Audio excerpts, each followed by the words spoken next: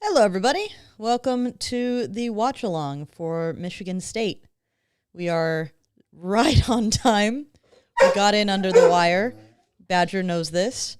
And we're getting ready for Michigan State kickoff here. The big news coming out of this game is that Jacoby Lane is out injured. That means Tanook Hines will have a bigger role to play. But the good news is that Prince Strachan is back, and that should be helpful for the wide receiving crew. Mekhi Lemon just made the return. Reminder for the chat, do not respond to things that are happening in the game until I've had a chance to respond to them. Like, it's clear that I've seen them. This will help me not get spoiled. It'll also help other people in the chat not get spoiled because we will all be watching on different, at different times. The stream that I'm on is Fubo. It will be pretty far behind. Some people will be less far behind. So that's first snap. Handoff to, I'm going to guess, Waymo. I'll start announcing how much time is on the play clock.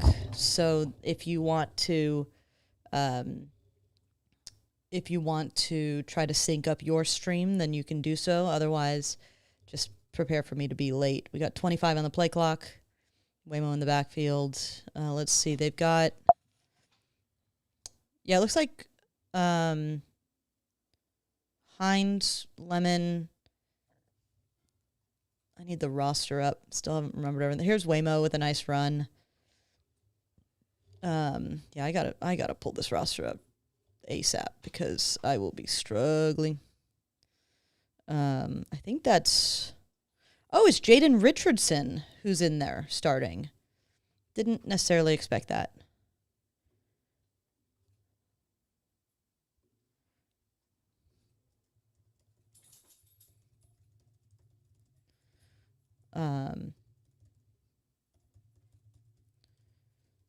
Okay, let's see. Handoff on 3rd and 1. That's Eli Sanders with the conversion. All right, I'm getting my bearings here, guys. Give me a second. Everyone's complaining in the chat about how late this game is. Yes, how late this game is. It's a late one. We will be here for a while tonight, and then even longer because we'll do a CarCast afterwards. 13 on the play clock. 1st and 10. USC's at the 30. Mayaba back to pass. Oh, nice little slant to Jaden Richardson. Jaden Richardson was he from Tufts? He's the Division II transfer last year. He didn't really get a lot of run, but runs well there. Handoff to Eli Sanders, making 0 yards out of what could have been a negative. West Texas Mike says he's going to go to bed at halftime, wake up, and watch the rest in the morning. I mean, I don't blame you. I will not be going to bed at halftime. I will be watching this game until late into the night and then talking about it for another probably hour and a half. 18 on the play clock. USC's at the 42. Still rolling with Lemon, Hines, and Richardson. But they're switching out running backs pretty. There's Eli Sanders. He's quick. He's up to the 40.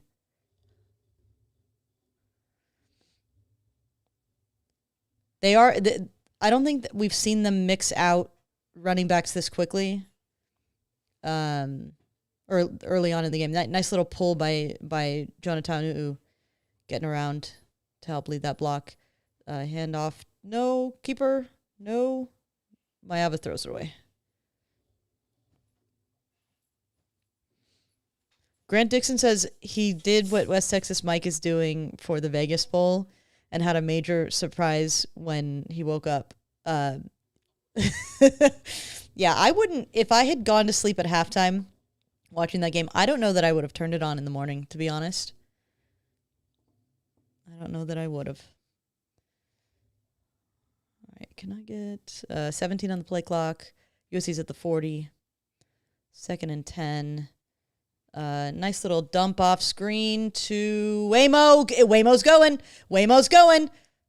He's up to the 20, and there's a flag. I'm guessing it's got to be like a downfield hold. Still get the first.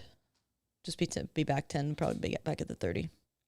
LBC says, hey, homegirl, thanks for staying up late with us. Yeah, we will be staying up late. I mean, granted, I am more of a night owl than an early morning person, so I would probably still be awake.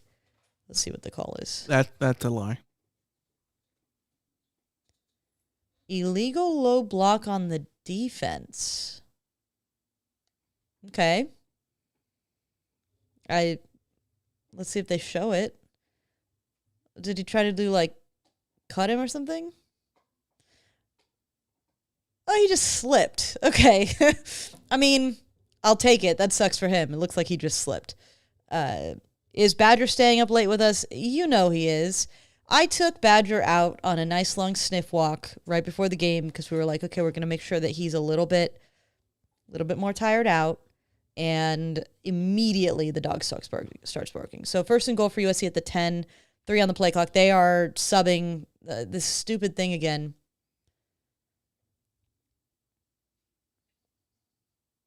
At a certain point, this is your fault, USC. At a certain point, you got to burn a timeout if you need to.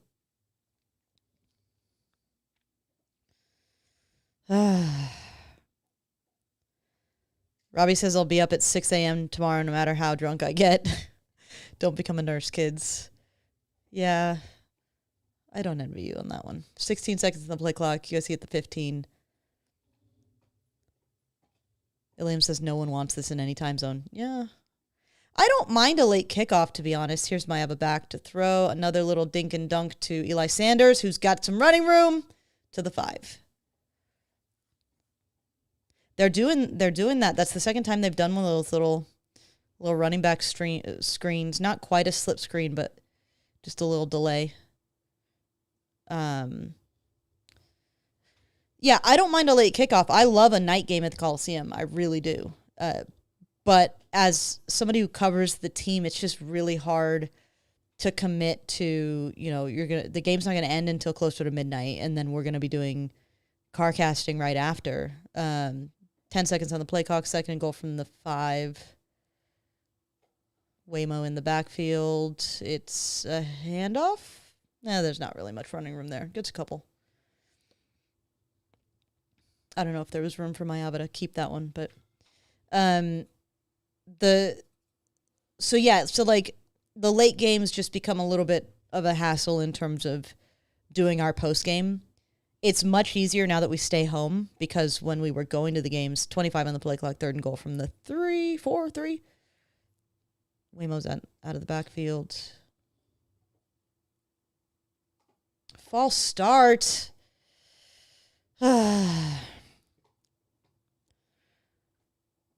LA Fred says USC needs to learn the same delay tactic when doing late substitutions. It seems it happens. Everyone's able to do it to USC, and we never see USC do it back. But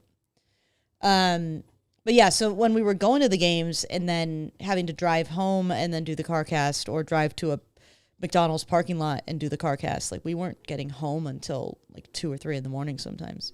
18 on the play clock, 3rd and goal from the 8. Mayaba back to pass, got good time. Oh, Richardson got absolutely whacked. That was a very narrow window that Mayaba tried to fit it into. And he almost did, but at the expense of his receiver, who just got bell rung. Let's see. It was a little late, I think. I think that's there if he throws it earlier.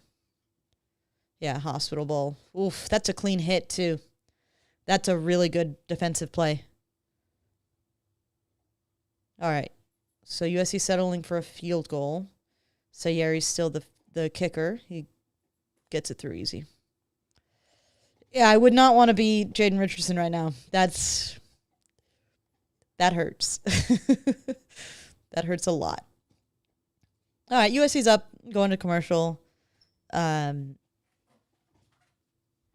says, I'll take the 3, move the ball just fine. Yeah, I think, honestly, you take the 3, but also, like, that's the kind of drive that USC shoots itself in the foot. You know, that drive ends in a field goal because of penalties in the end. USC can't be that sloppy when they get down into those goal-to-go situations. If they don't, I mean, they basically gave away 10 yards. So, yeah, Tim in LA, these penalties. You know? Ty says, as an old school football fan, that hit brought joy to my heart. Hope we give him one back. Yeah.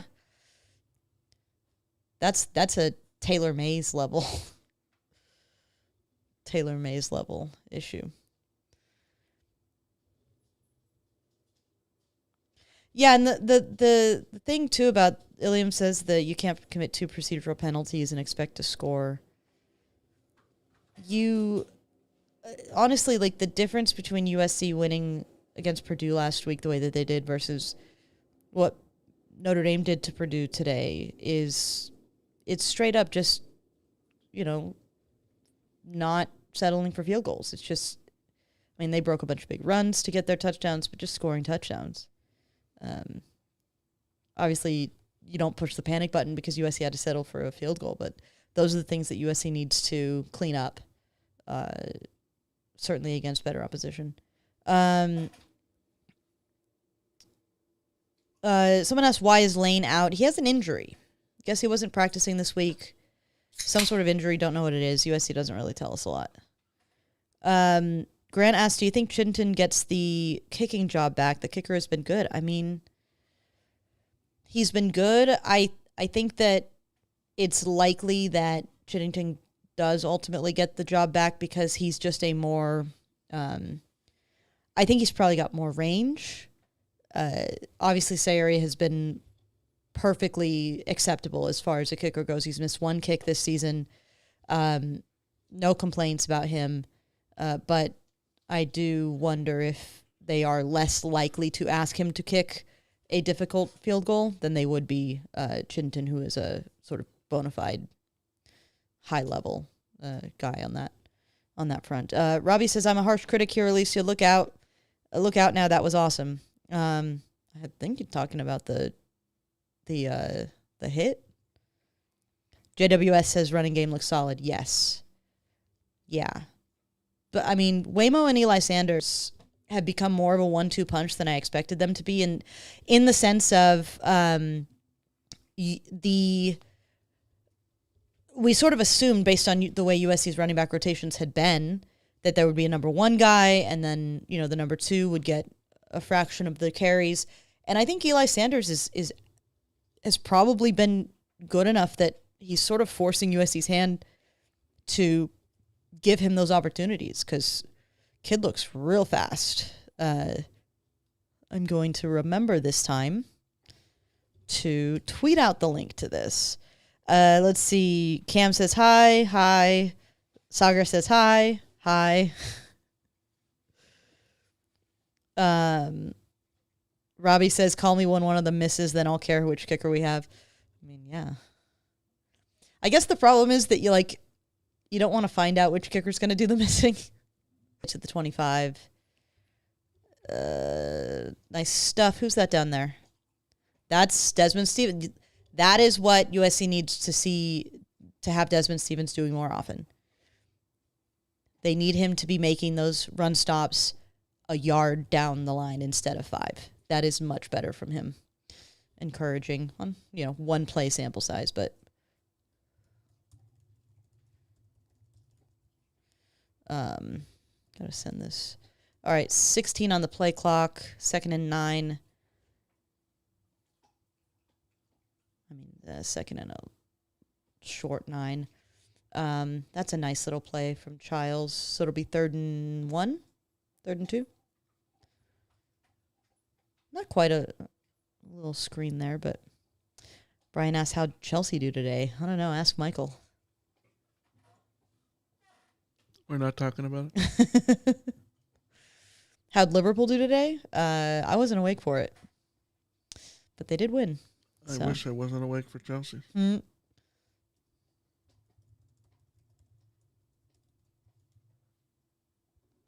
All right, 12 on the play clock, 3rd and 2. Some motion in the backfield. And, he's got it. He was met right at the line. Gentry just didn't have the leverage. So they'll give him that first. Would have been nice to get that stop. But also, like, I think that right now the gaps that are there are not kind of what they were at times in the first 3 games that had me worrying.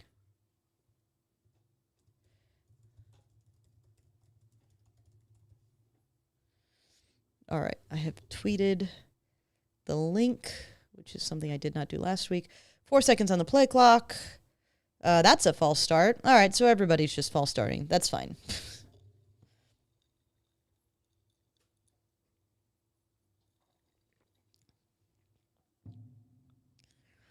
Hey, if Michigan State's going to be sloppy, I do like their helmets, though. I like that pattern that they use. Do you like how wide the stripe is? I kind of do. It's a wide stripe. It is a wide stripe, but I kind of like it. How mad would you be if USC added something like that to the helmet? 18 seconds on the play clock, 1st and 15 from the 30.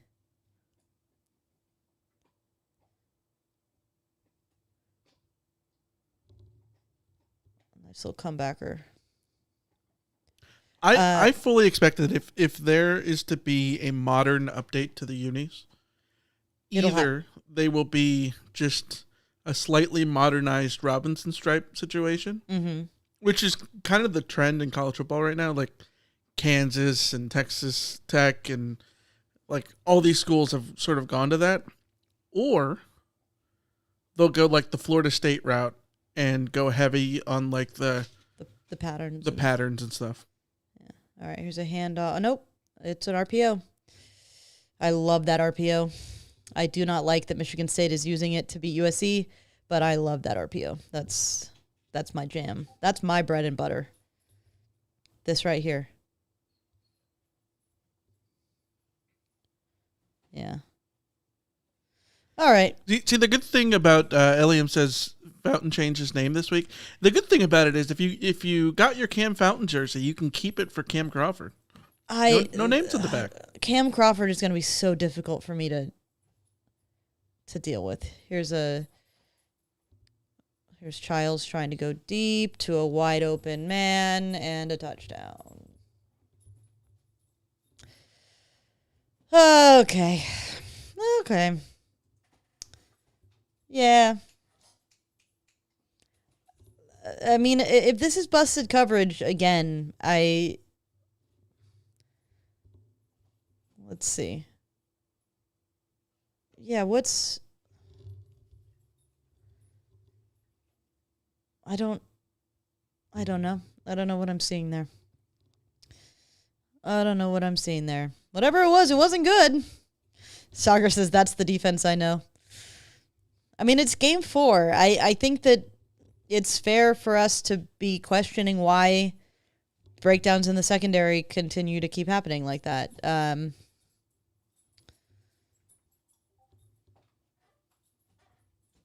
Philosophical question. Would you rather, if you're going to give up a long play, obviously you're not going to want to give up a long play, but like, would you rather have a dude just get mossed and maybe it isn't even like a full mossing, but like some sort of physical beat, or just an absolute breakdown like that where clearly there was something wrong on that play? Give me every single time. Give me Torrin Harris. Right situation couldn't make the play. In the right place couldn't make the play. Right place just couldn't make the play. Like, I would much rather that was a defended deep ball that the receiver just made a good play on than wide open. Childs doesn't need to be particularly accurate with it as he rolls out. Just, pitch and catch. It's too easy. And quarterbacks like Childs will hit that. And the only way that play doesn't get completed is if the quarterback is bad and misses or the receiver, like they make a massive mistake. Like I would rather force the team to make the other team to make a big play than to rely on them making bad mistakes. Cam says, Cam Life Kamari sucks at nickel. Start him at safety, put him at nickel, and can't play. He's certainly been more neutralized at nickel. I think that nickel is one of the more difficult positions to play on defense. You basically... Nickels, like, exist to get picked on. I always feel bad for the guys who are... Like, there are very few good nickelbacks. Because it's just such a difficult role to play. So, yeah, is Kamari Ramsey USC's best nickel option? Probably. Does that mean that USC is putting one of their best defensive players into a role where his ability to be a game changer is highly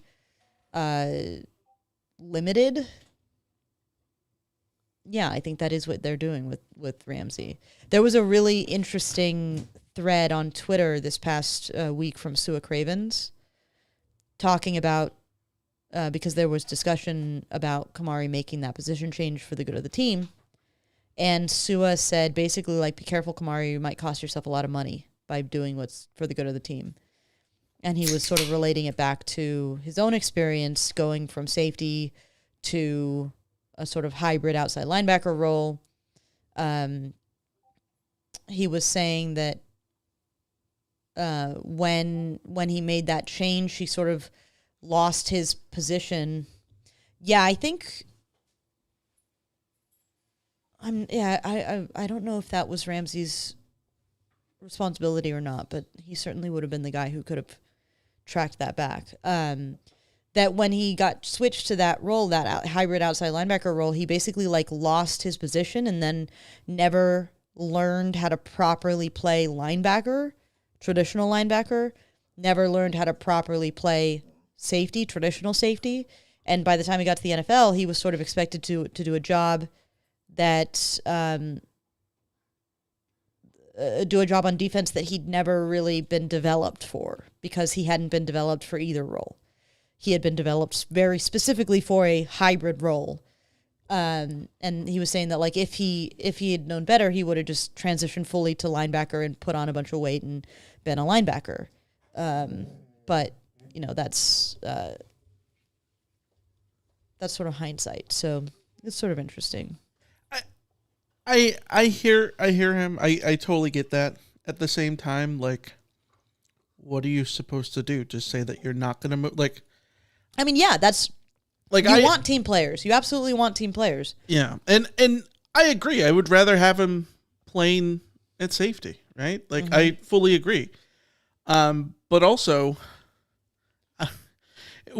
people would call him a potentially toxic or whatever. Like, you'd have like a Rafi Devers situation, right? I also think that part of this is like the problem here is that when you're looking at your like net best lineup in that secondary, you are better off with a trio of Bishop Fitzgerald, Christian Pierce, and Kamari Ramsey on the field than Bishop Fitzgerald, Kamari Ramsey, and not Christian Pierce on the field, and having one of your other corners out there. I think that Christian Pierce is a better safety than USC's third available corner. And I think that sort of makes kind of the decision for you, because you are you're closer to putting your best 11 on the field when you have those three guys on the field together. But I do wonder, and it's hard to say because the breakdowns have not all come from the same place. This might have been Kamari Ramsey. I can't say for certain, but this might have been Kamari Ramsey.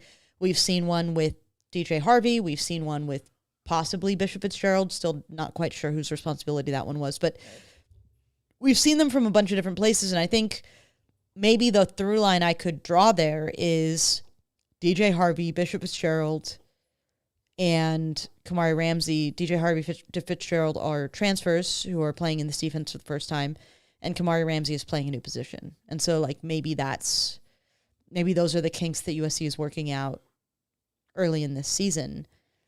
I just don't want them to have to be doing this in week 4. You know, like when this has been the lineup for 4 weeks. This isn't like, oh, USC lost Prophet Brown last week and had to shuffle Kamari in here this way. Like, no, this is how they started the season, and they knew it was coming. So yeah, I don't know.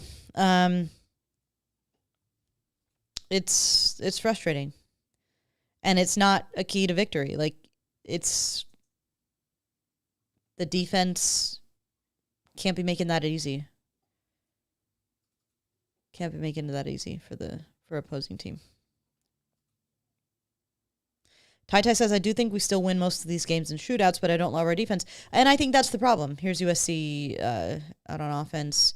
Handoff to Eli Sanders for an easy 12. Honestly, like, USC's run game is so good. Just keep handing it off. Though they're doing two backs. Have we seen them have do two back sets this season? I don't think I've noticed. I don't remember that, no. 25 on the play clock, 1st and 10 from the 40. Mayava's checking the play. Also a reminder, I'm going to do more periodic reminders for people who are new. Don't react to things in the chat until I have reacted to them. Here's a handoff to Eli Sanders. Nice little cut. Go, Eli. He's smooth, man. He's smooth. This is good vision, too. I want to see this. Nice way to find the hole. Love that.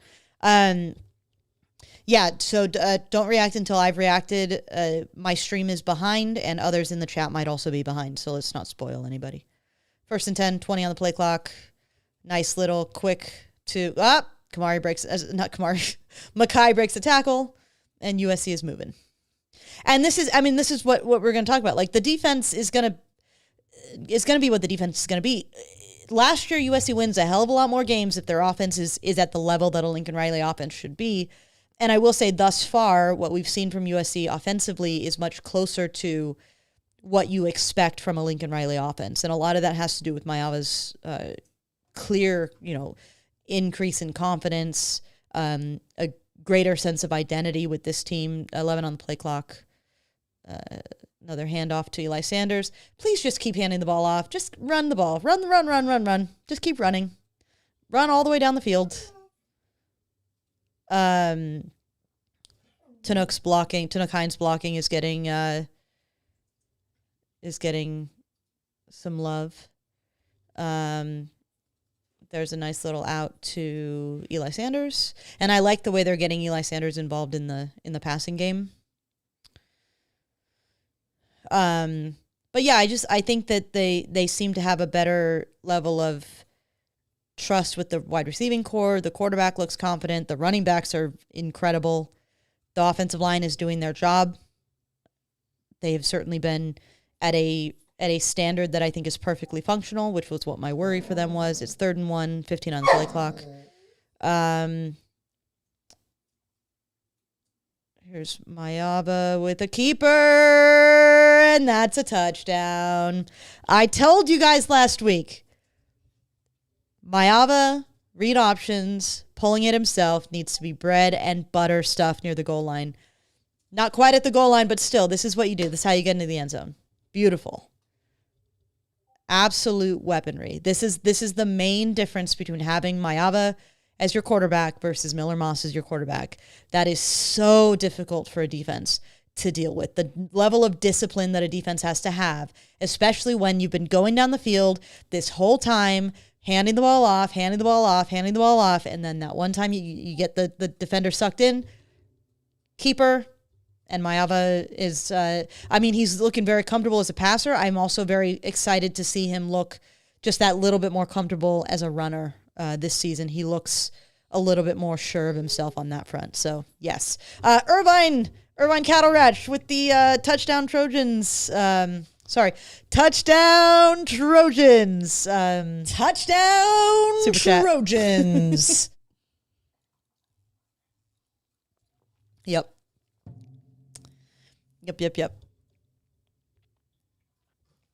Tony says you're like 3 minutes behind. What gives? Fubo is what gives, guys. Fubo is what gives. I can only do so much. I will reset it. I think if I sort of reload it every once in a while during commercials, it can help. But yeah, just again a reminder: don't react to things. Don't say what's happening in the game until I have seen them. This is so that I don't get spoiled, but also so others in the chat don't get spoiled. We're all streaming this or watching this on cable at different, like we're not watching this all live, as it were. So let's just be respectful of everybody else and their ability to enjoy the game. JWS says it's not as bad as last time. I mean, yeah. I hope so. SJ with the super chat says, say it. Okay. Touchdown Trojans. Touchdown Trojans. I regret things deeply.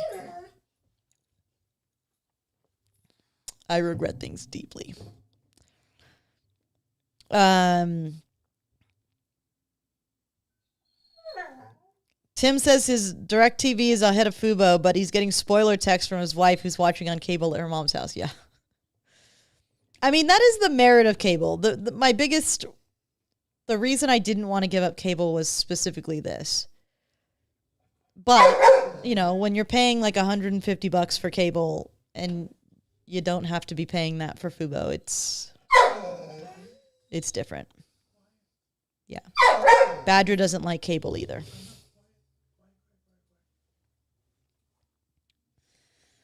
Okay. Sagar asks, what brand is that SC hoodie? Is it a zip up or pullover? I like it. This is a Travis Martin. They did a collab with USC last year. Travis Matthews. My bad. They did a collab with USC. Travis Matthew. I suck. I'm sorry. 2 years ago, a year ago, they did the collab. It was last year. Yeah. Oh, you want to tell them the story? Do I? I don't know. Okay, so they reached out to us and sent us a care package of like stuff from that line that they did, and I've got to say, and we raved about this at the time, like some of the best gear I've ever owned. Like this hoodie is my absolute favorite hoodie. Like the shirts that were in that were awesome. I have another zip one that it was just so like perfect. I love them so much.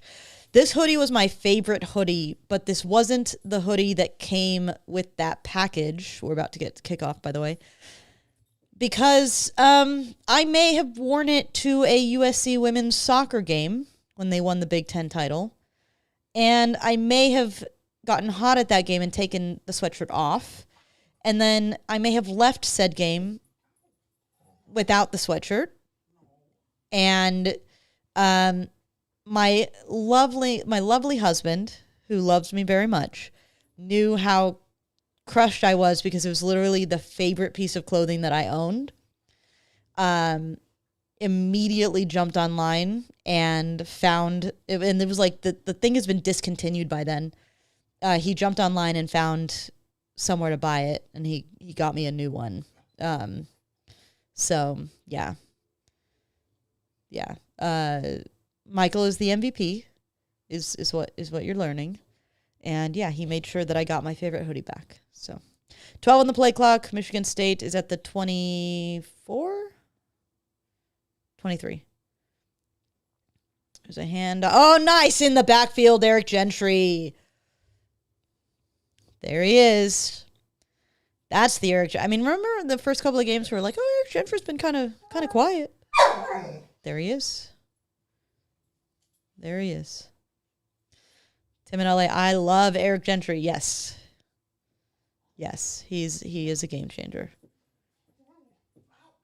the giraffe. All right, 2nd and 11, 16 on the play clock.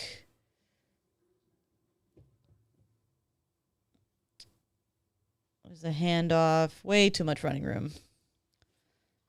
Yeah, and see, that time the linebackers got washed out a little bit too easy. The Iron Cat says, speaking of swag, Michael had a Rot hat on the other day. Can we buy Rot merch? I think at this very moment, no, you can't. Michael will have to correct me if I'm wrong. The Fansided had a swag shop.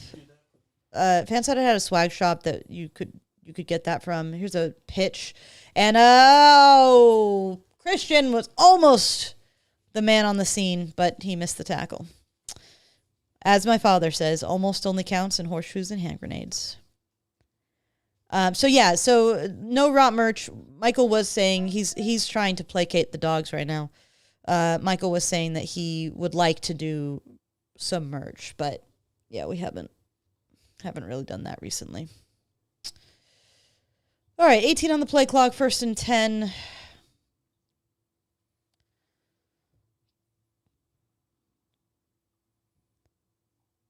More motion. Childs keeps it back to throw and just misses. Oh, there's a flag. Holding?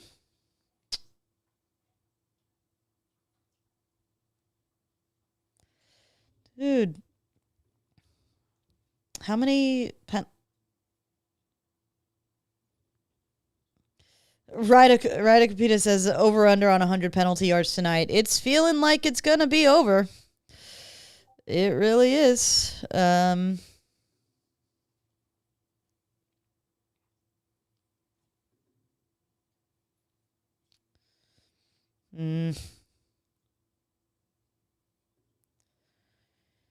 Okay.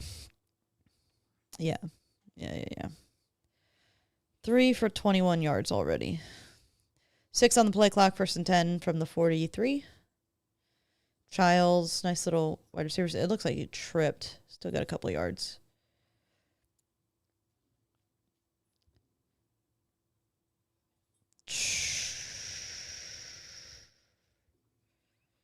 I would still like a better roster. 26 on the play clock, 2nd and 8 from the 45.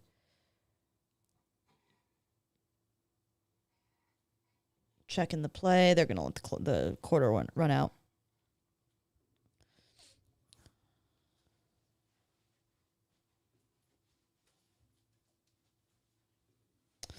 All right, end of the first quarter. USC leads 10-7.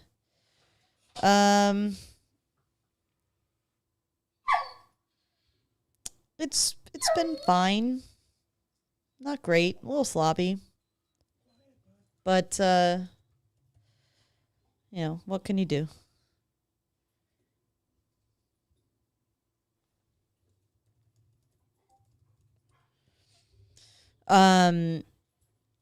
I'm not panicking yet. I am prone to panicking, but I'm not panicking yet. I think that you always sort of have to expect there to be a little bit of feeling out period in a game. I do think that USC's offense is looking plenty good enough to be fine in this game.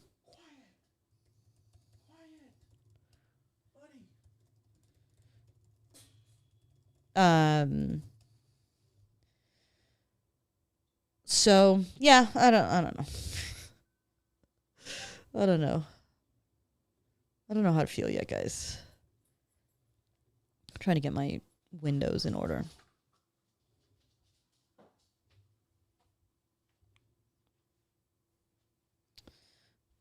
Lauren says, I don't really understand how the secondary is so bad. They're practicing against incredible receivers, so how do they get burned so badly? Well, because it feels like they're getting burned from not about playing incredible receivers. They're just not doing their assignments correctly.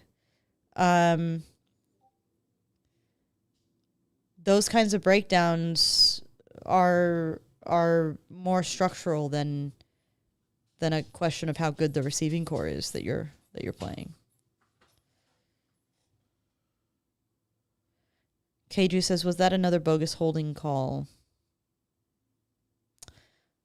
I mean, it was kind of, wasn't like egregious.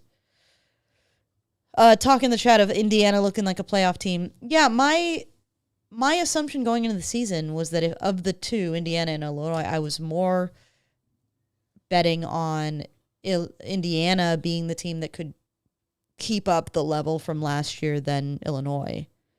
Tim says, is it just me or did the quarter kind of fly by? I love it. Keep the clock running. Yeah, it did go very fast. But yeah, so Illinois got exposed. That's not great for USC. In the sense that, like, that was going to be a potential top 10 matchup for USC. And having sort of seen what happened to Illinois, like, they're going to drop pretty substantially. And I still think it's going to be a very difficult game for USC. It's going to be a very difficult game to go in at 9 a.m. on the road. And now USC is going to be judged against what Indiana did to that Illinois team. So, you know, all it comes down to is just win. USC is entering the stage of the season where you don't need style points. You just need to win. Sean from beautiful Austin, Texas says, Alicia, do you enjoy the game more or less now that you are doing commentary? I really like doing the commentary, honestly. I really like having the engagement in the chat.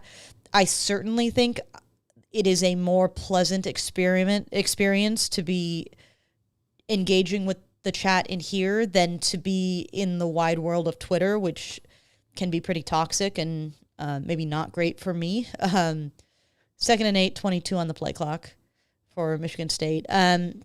So I'd say I'm probably enjoying it more. I think it also forces me to be more actively analytical. There's a nice tackle by Gentry. That's 2 tackles for loss for Gentry.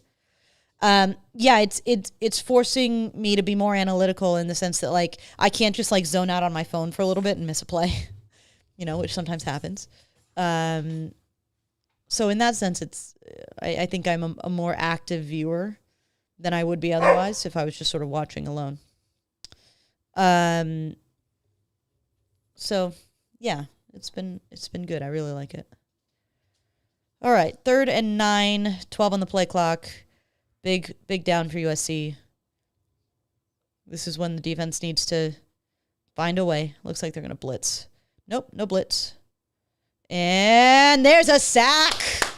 Yes. Team sack. Cam Crawford in on the sack. I think I saw Jade Abasiri in there. I couldn't tell. Let's see who was in here. Everybody was in here, maybe. Braylon Shelby's out there. Oh, Floyd Boucard. I feel like every game now we're seeing just a Floyd Boucard contribution to one of those team sacks. It's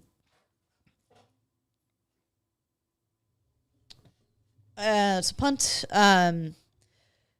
Don't return this.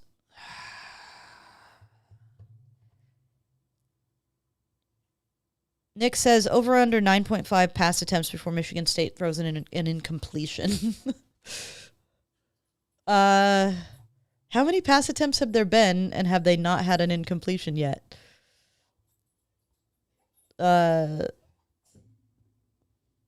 see. I've got the stat broadcast. Childs is 5 of 5. Let's see. I will go under. I think I would expect him to miss an attempt in the next few. Yeah, 5 of 5 for 78 yards and a touchdown. But they have 7 carries for 7 yards, although part of that is a sack. JWS says Oklahoma has a crazy D-line too. 11 sacks today, broke a school record. Auburn maybe should rethink the way that they're trying to block pass rushers is my take from that game. I felt real bad for Jackson Arnold in that game. I felt real bad. Now, I didn't watch it all closely, so maybe some of those sacks were his fault, but like the ones that I saw, yeah, I felt bad.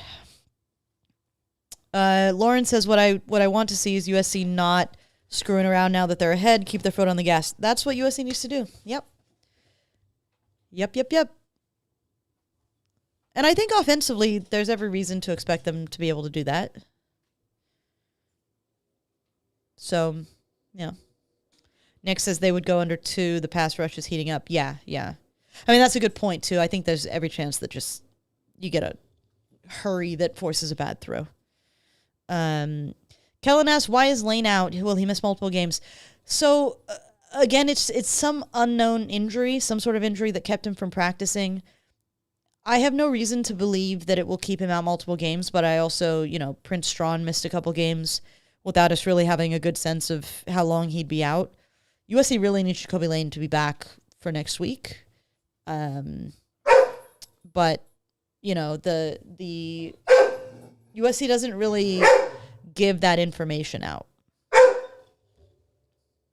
Badger. Yeah, I just gave him the attention he wanted. I need to stop doing that. Yeah, not giving him attention is really helping over here.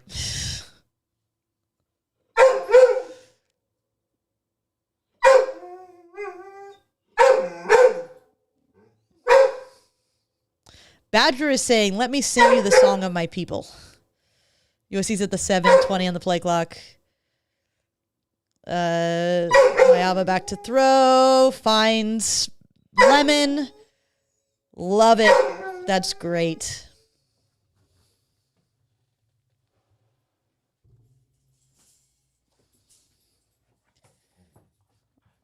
Mr. Guy.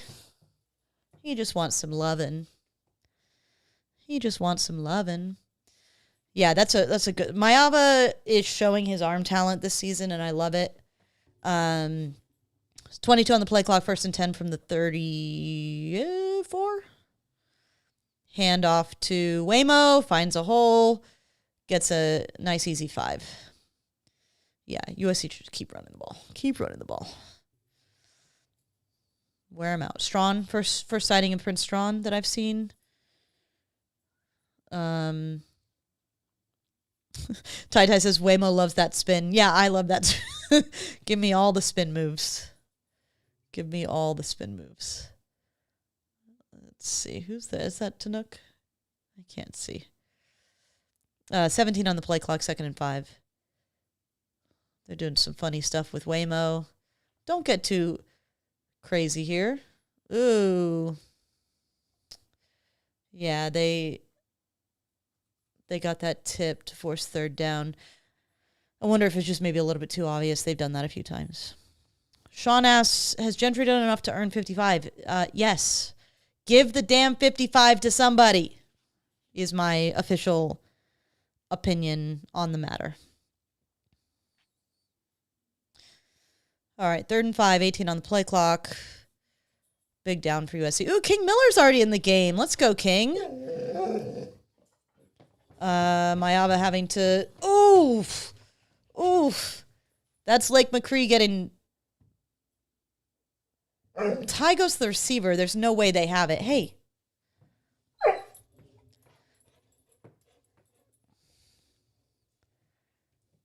There's no way Lake McCree didn't catch that ball. They're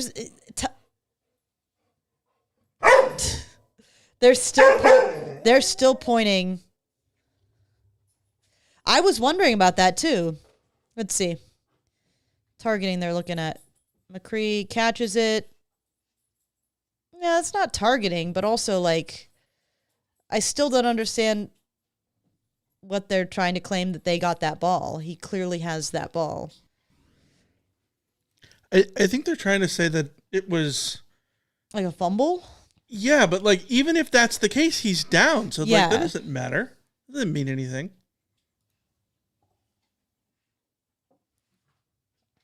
I don't know what targeting is, to be honest. The chat says that's targeting. Targeting it may be, but I don't want a player getting ejected. Like, I would be happy for that targeting foul to just be 15 yards, and that's that. But is he eating my shoe? Yes, but you can't leave your shoes over there.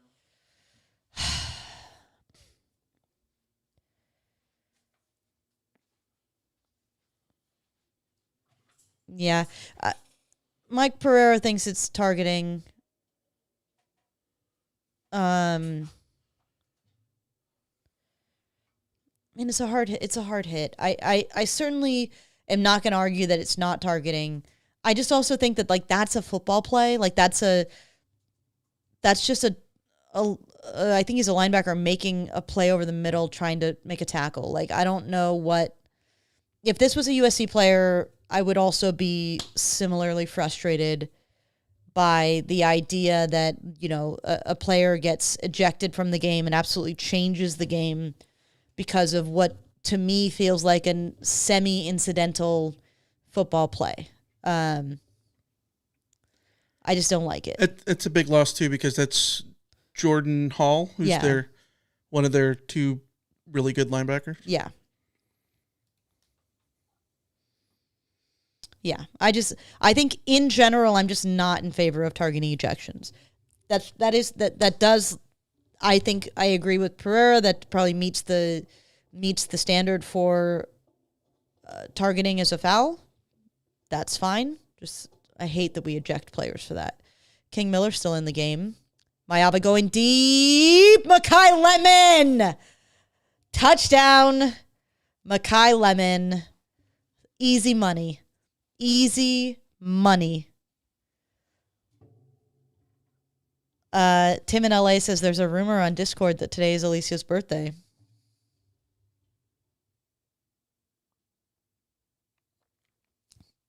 Perhaps.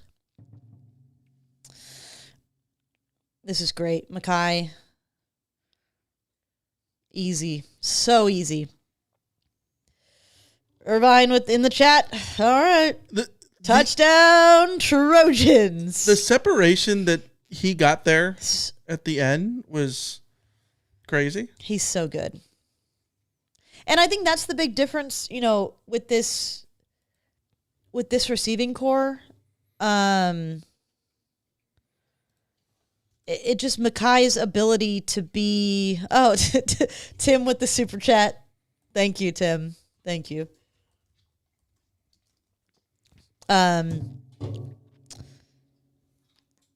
Let's see. So KG was asking if we're behind. Yes, we're on Fubo.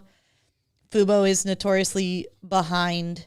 Just a reminder for everybody, don't mention things that are going on in the game until I have clearly reacted to them, because I am behind and other people in the chat might also be behind. So don't try to be careful of spoiling things. Thank you to everybody in the chat who's saying happy birthday. Yes, I am now 36. I think we have to play this for Tim in LA. Touchdown, Trojans. There we go. Yep. Yeah, somebody's asking if McCree is okay. I think he looked fine when he... I think he looked fine getting up. I hope he's okay. I haven't seen anything to suggest he's not.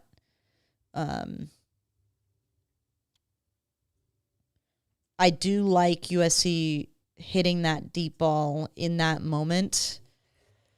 If you're Michigan State, you lose one of your best defenders, and then and then Jade Mayava does that with Makai Lemon.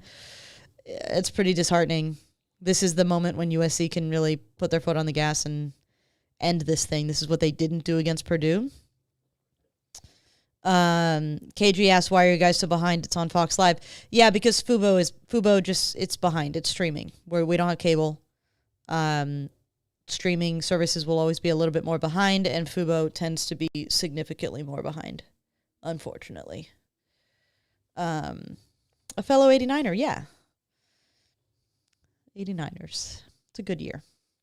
Snakes, I think. The Chinese calendar. I think. Yeah.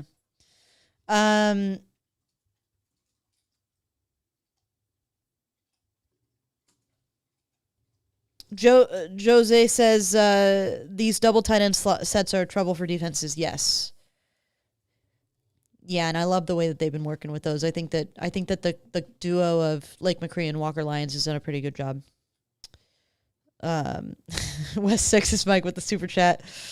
Go get yourself some candy corn. Absolutely not. I will not. But thank you for the super chat. He's freaking awesome, dude.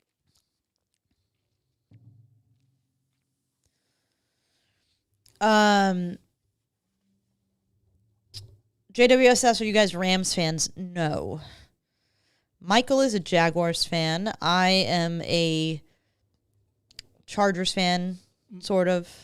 My dad was a huge Rams fan. He would take me to games, and I was like a child at the Big A and the whole bit. He hated them so bad when they moved to St. Louis. He had to go to like a Catholic retreat for a weekend to rid himself of his hate for Georgia and the Rams.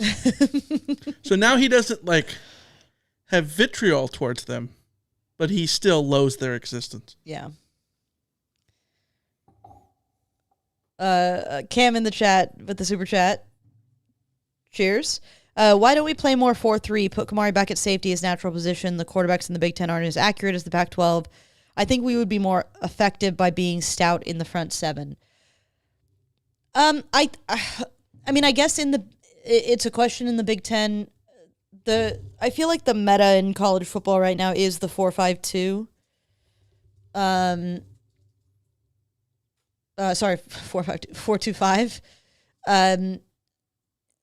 Largely because just there is in football these days that offenses just want to spread you out, and that seems to be the best way to deal with that. And I don't think the Big Ten, as much as like reputation is what it is. Here's Childs with a little dump off screen. As much as like there's the reputation of the Big Ten, I still think that teams in the Big Ten are also going to try and spread you out and do a lot of the same things. So yeah, I understand what you're saying, but I think that in a 4-3-2, you like, okay, so who's your third linebacker, I guess is my next question. 16 on the play clock, 2nd and 8 from the 27.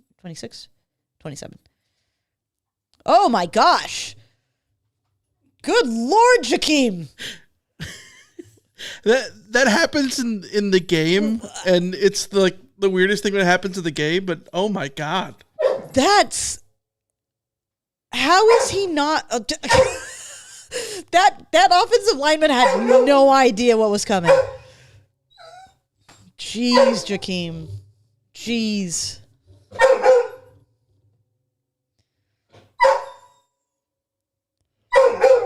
"12 seconds on the play clock, 3rd and 11. I am still shook over.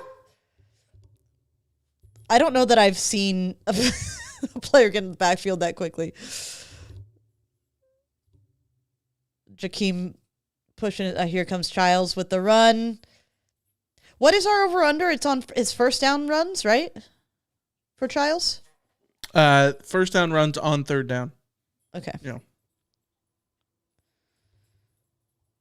Yeah, Tim says that was it, like in video games when you have an offsides penalty. Like, I half expected on the replay to like see him go early, because I couldn't understand how the offensive lineman had no idea what was going on there. Like, 4th and 3, big stop for the defense. And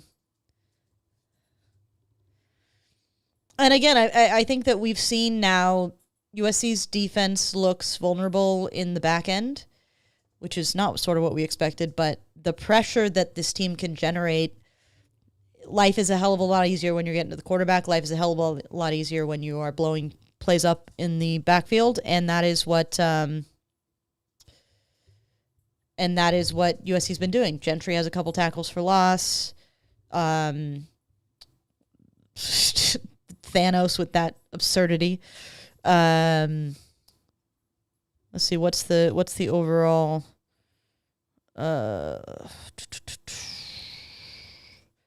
USC has 4 tackles for loss already. So maybe they're coming for that 11 by Oklahoma State. JWS, like Troy P blowing up plays. Yeah. Chaos makers. Here's the punt.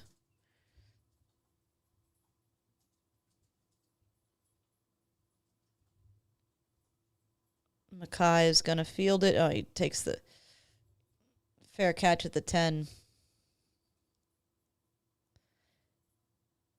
What? I don't understand what Mackay... Is Mackay mad at himself, or...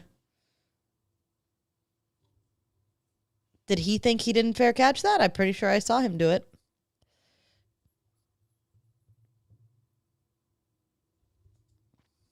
Oh.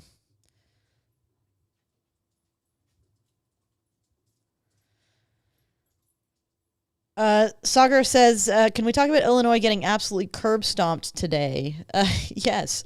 We talked a little bit about that earlier. I'm surprised that it was that big. I'm not surprised that Indiana won that game. I expected Indiana to win that game.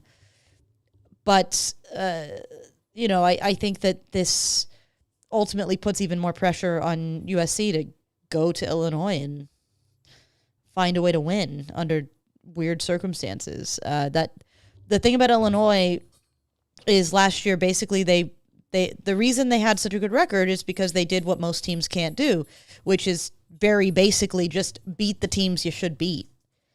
And then anytime they were faced with, tougher competition, the better teams on their schedule, they lost. That's just sort of who they were. If he needs to go in the crate, he could go in the crate. You could also give him a frozen carrot.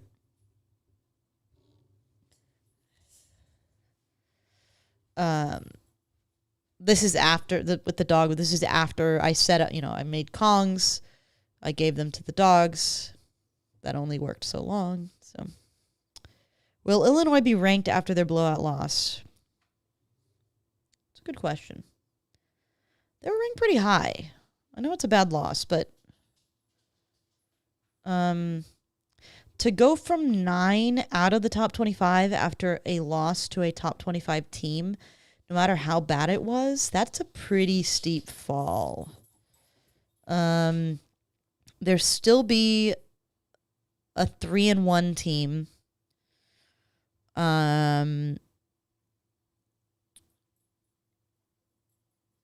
Michigan's gonna fall out. Utah needs to fall. Yeah, I would be surprised. It'd be fell out. It'd be a pretty harsh tumble. I mean, Notre Dame was 0-2 with losses to ranked teams and didn't fall out of the top 25. So yeah, I think what is likely to happen, they're probably going to drop pretty far, like 10 spots. So that game between USC and Illinois might end up being like a 19 versus 20 kind of game.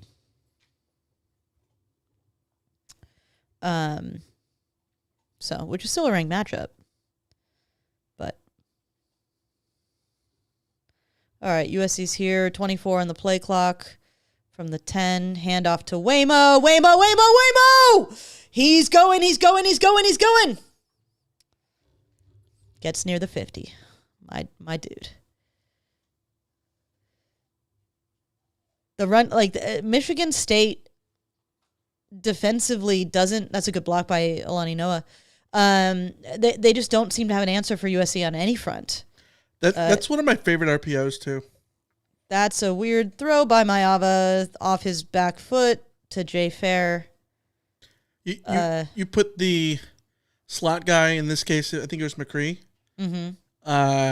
in motion, and you either throw the little swing pass or you just hand it off up the middle. Mm-hmm. And, big game. KG asked what the attendance at the Coliseum today is.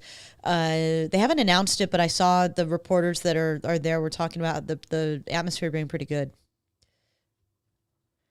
10 seconds on the play clock, 2nd and 10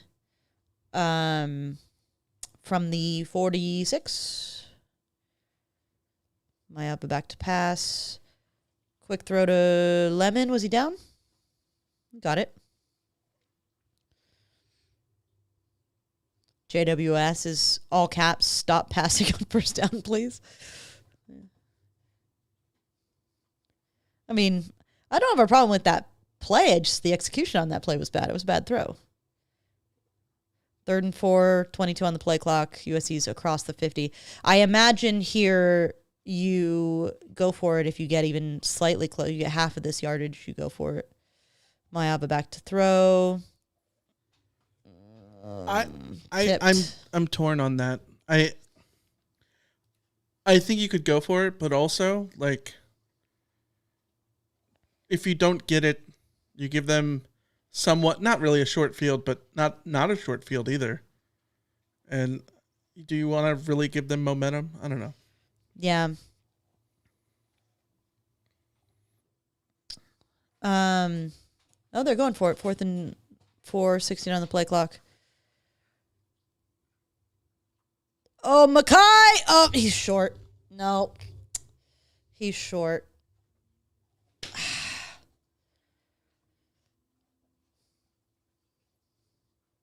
Yeah.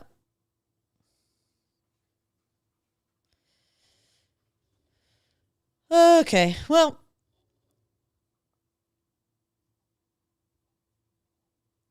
I mean, the spin is good. I mean, this is good defending, too. Like, that's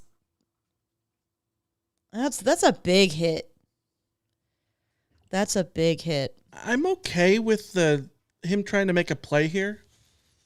LA Fred in the chat says stop juking backwards. I agree. Like in general, like that was the Marquise Lee thing and the Stephen Carr thing. But I think he had to do this in this instance. Yeah, he didn't even have the ability to try and push forward for the first. Yeah, like he wasn't going to get it without trying to do something. My issue, 7 on the play clock. Here's a Childs gonna run, easily get some yardage here.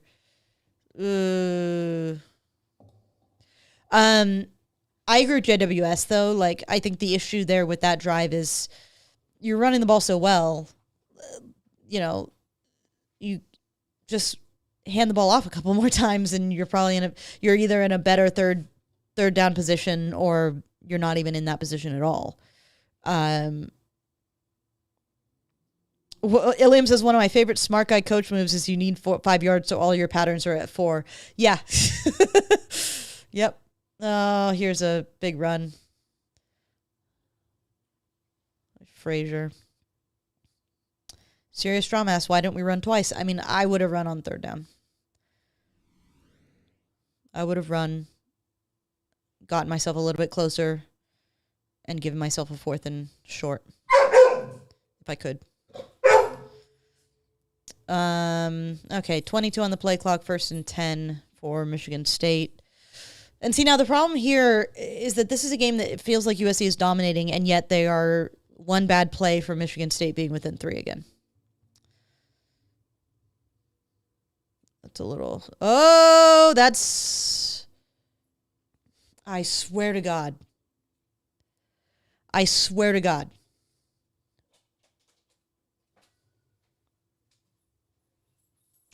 Why are all of these trick plays blowing up in teams' faces and they're still getting what they need?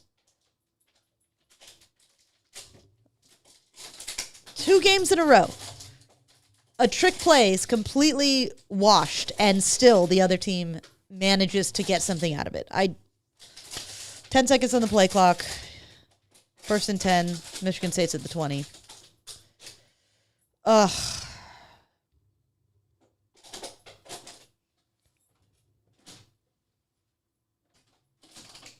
I thought he got this. They're reviewing it. I thought he got his foot down. And I think it was a backwards pass, but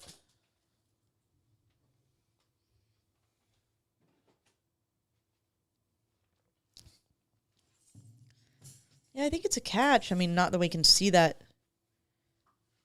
Yeah, it's a catch.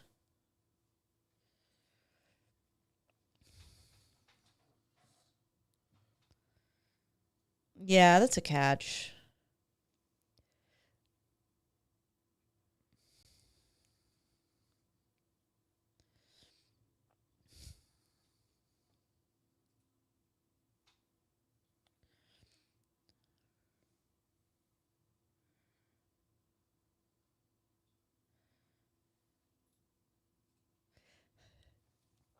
Ilium says the worst thing is when USC screws up and we have to suffer through a review. Yeah. Yeah, I think this shouldn't be a long review. Unless they think the foot wasn't down. I'm pretty sure the foot was down. So just... What was that? You're muted. You have to time up the other foot.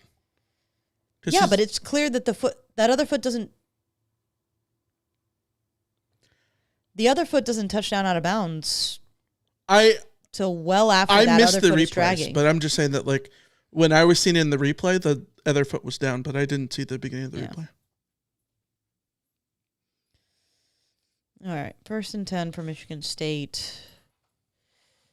22 on the play clock from the 19.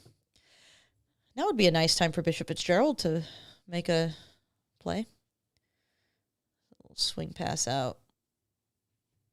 Easy 10 yards. Well, Childs is sneaking up on that 8 from Nick. I think it was the over-under was 8.5 completions before an incompletion.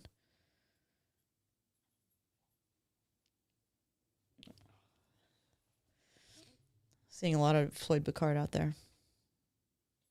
Jakeem is in the field, on the field.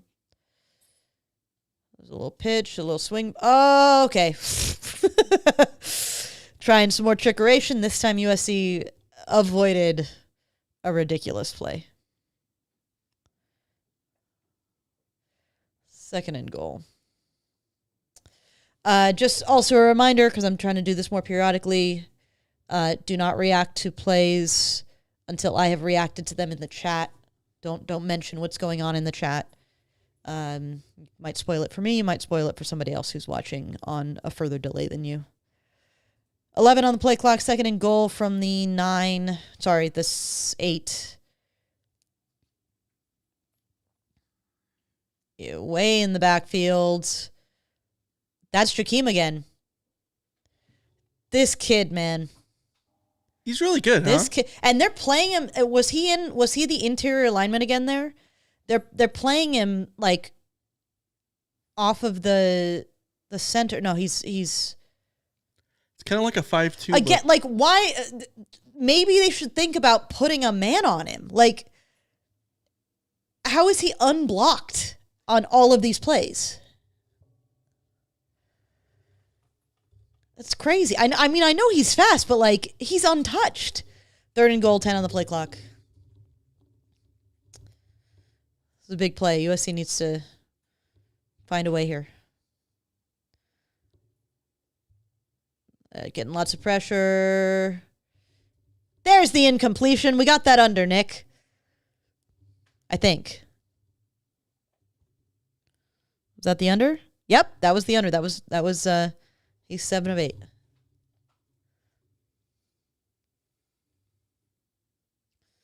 Yeah, it's big from Lucas.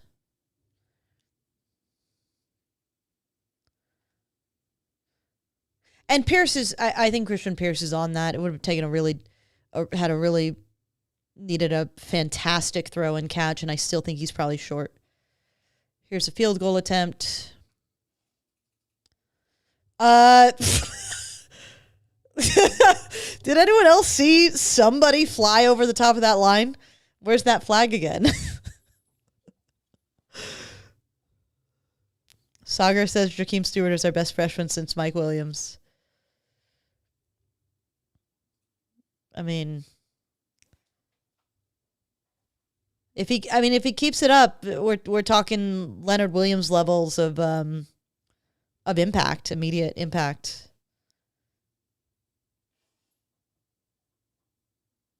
Cam Life, him and Floyd Picard will be nasty. I mean, and that's this is the thing about this defense, as frustrating as it is and can be, like some of the talent on this between Stewart, Picard, and no longer Cam Fountain, Cam Crawford, who has changed his name to Cam Crawford. That trio alone is just really, really exciting.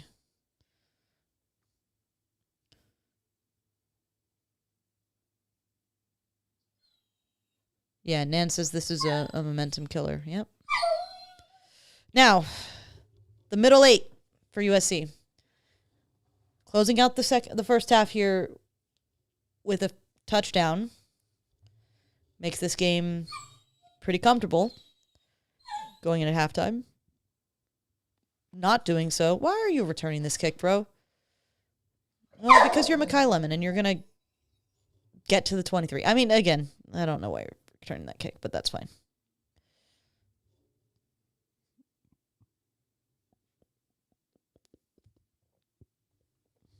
JWS need a touchdown. I'm with you, though, JWS. Need to run the ball for a touchdown. Just hand it off. I'm still challenging Lincoln Riley for an all-run drive.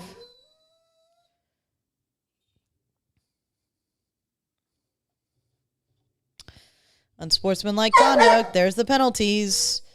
Now you go from, first and 10 at a normal spot to way back 15 yards buried when you need a drive here. Come on, be smart.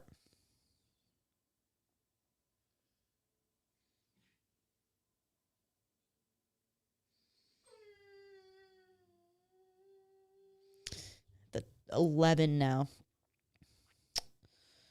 All right. 22 on the play clock, first and 10 from the 11. They're stacking the box, though. Yeah. Try the run, but I didn't like that look. I didn't like that look.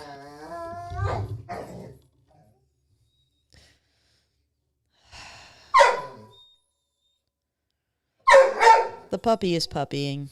I apologize, but...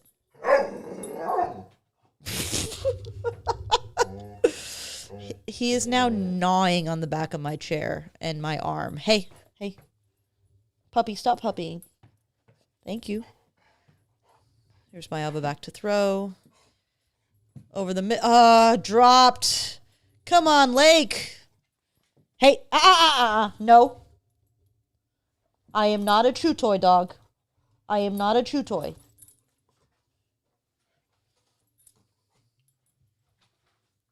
I think he needs to have an enforced nap.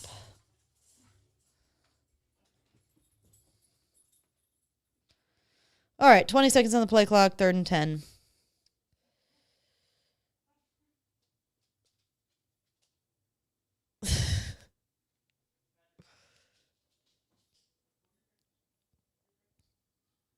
I was trying to... my elbow got hit. Oh, nice catch.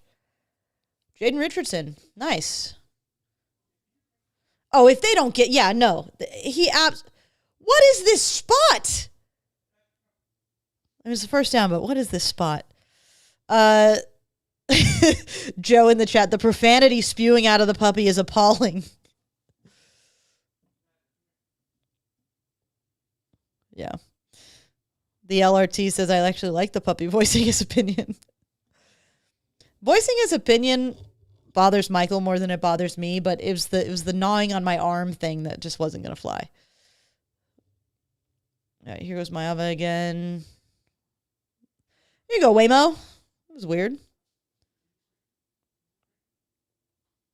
don't know if they were trying to set up a screen or not, but...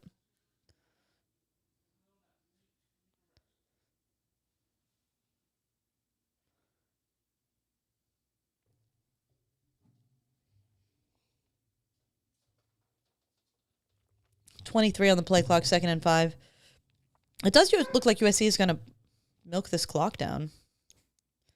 Got to keep the ball moving, but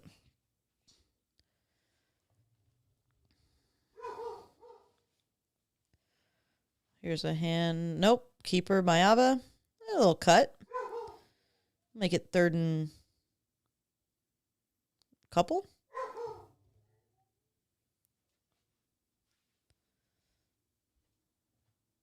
Two-minute warning.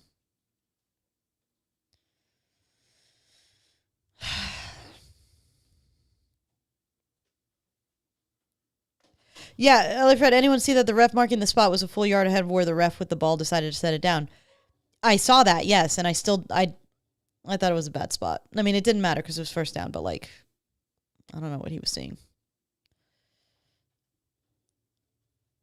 Yeah.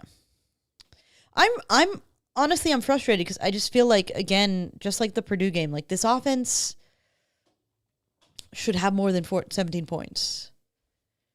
Like this offense is better than what they are currently producing right now. You gotta be able to put your foot on the gas. 3rd and 3.5 is coming up, KG says. Yeah. Okay. Yeah. Mm-hmm. We will see. JWS, the offense just making simple mistakes. Yep. That's sort of what we come to expect.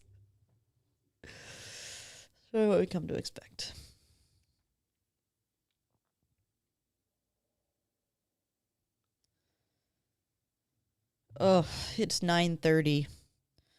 I'm starting to drag. And that's with me drinking. This is an energy drink with a little bit of rum in there, but okay. All right. It's all good.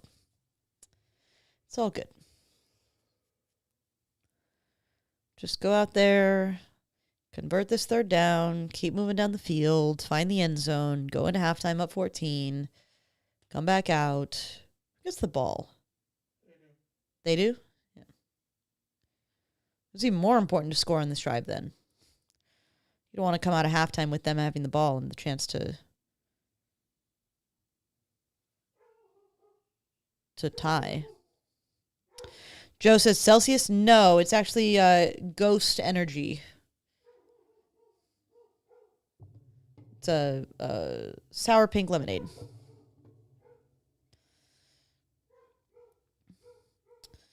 Jabroni says they've scored on 3 or 4 drives so far. No.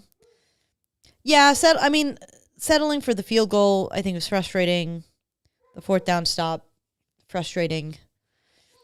Yeah, maybe I'm being, and it's entirely possible I'm being overly harsh on the offense. It just feels like, again, like it feels like they're dominating Michigan State's defense in a way that 17 points isn't a true reflection of what they actually are out there doing.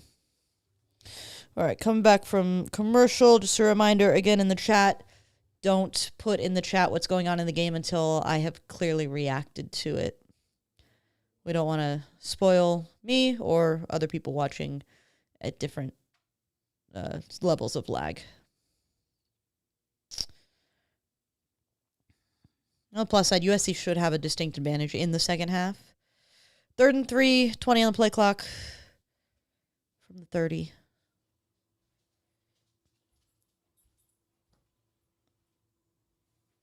Swing pass to Lemon. Easy. He's so smooth. And I'm going to give credit to Mayava there, too.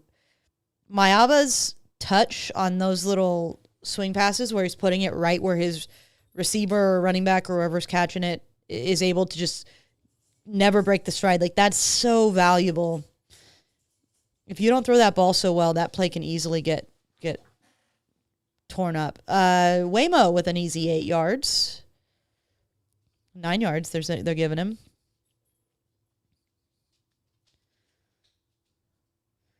Second and 1 at the 44 now. 30 on the play clock. USC has all 3 timeouts, so they don't have to be in a terrible rush here. handoff to Waymo. How did... I don't know how I thought he was going to get stopped out of bounds there. I don't know how he got through this. This will show us a nice little review. Is that Justin Tanu on the left tackle? Am I seeing things? Yeah, where's Elijah Page? He got hurt. When did he get hurt? Oh, I very missed that.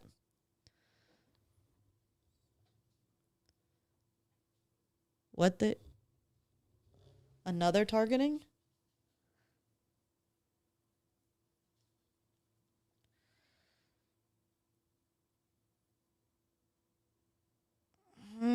Again, like that's... I don't... This one is like... This shouldn't be called. I understand why the other one is called for sure, but like this is... Both dudes are in the air as they're going down. Like, I don't... He's trying to turn away, if anything.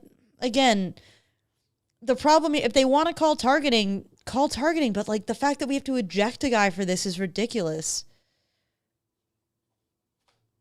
That's not targeting to me. Hey.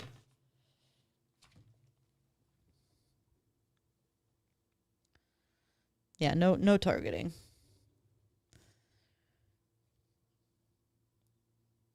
I mean, that little hit after the fact could have been something. But not targeting. This face mask is wild. I do not like it. Mess up your peripheral vision. Shut F7 robot jacket. 1st and 10 from the 24. 22 on the play clock. Maya was taking his time. Nice little pitch. Here goes Eli. Nice little cut, Eli, into the 10.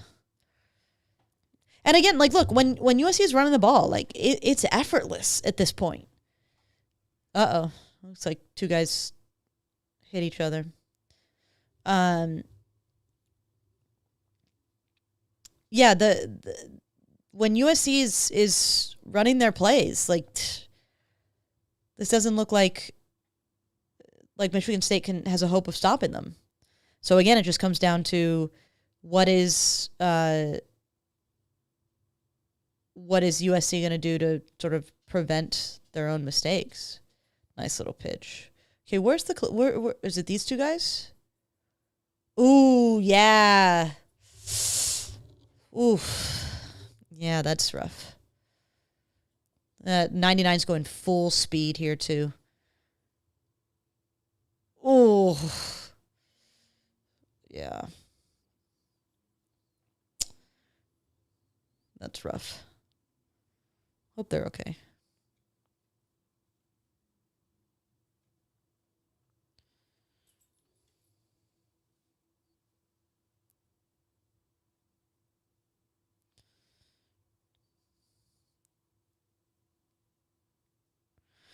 Four Dog says the running game's working. That means Lincoln's going to get crafty with the passing game.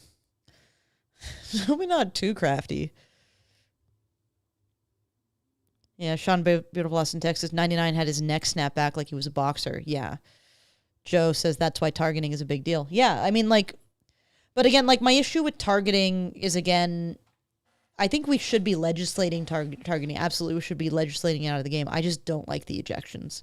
Unless it's like a clearly egregious targeting. Because realistically, like, head injuries happen completely.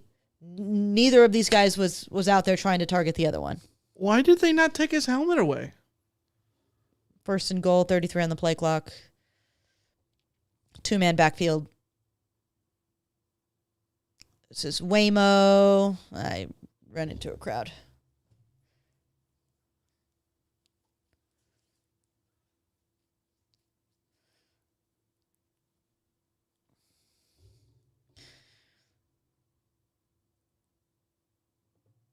There's a timeout. JWS says targeting should be a 1-drive suspension. I'm fine with that. I don't mind that.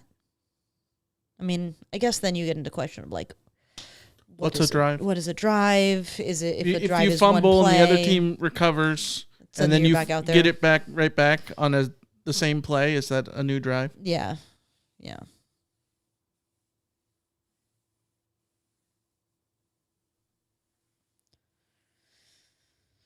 I mean, and you could, I suppose you could do like I guess you just a penalty box kind of thing where where you put a timer on it, but then what is time if you're a defensive player and your offense is out there eating up the clock? Like, is that time? I don't know.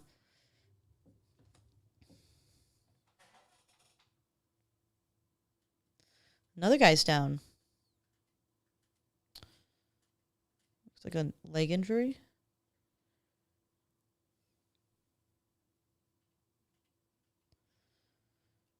Trent says MSU is going to be out of players soon. I mean, every play so far, somebody's fallen. It's rough.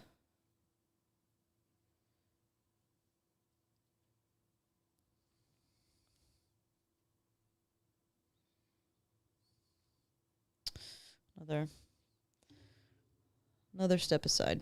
We're going to have to keep waiting. Reset my stream.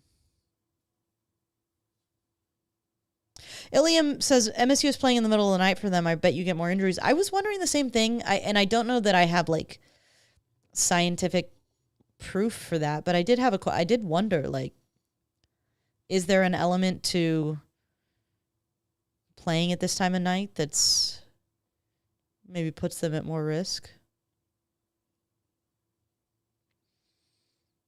They're bringing out not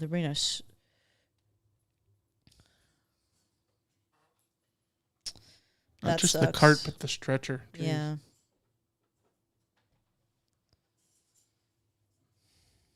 Was this a head injury? I don't think they've shown us a replay of this, right?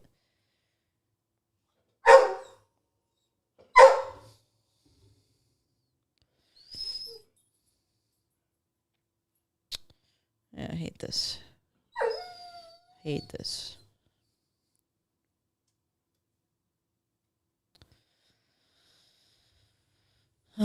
Nick says these kinds of things happen to defense when they ran over all game. I mean, yes, that too.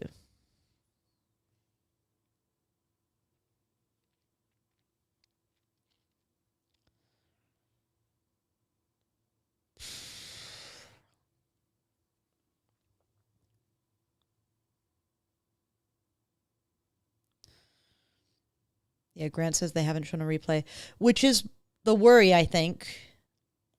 If they showed us a replay, I think there might be less to worry about. Declining to show us a replay is always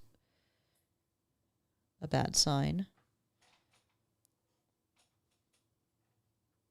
They haven't been like... So I guess the question, if they put him in a backboard, then that tells us one thing.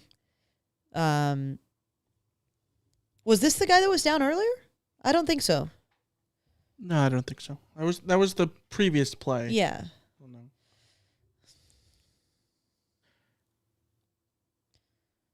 Yeah, this is a head injury.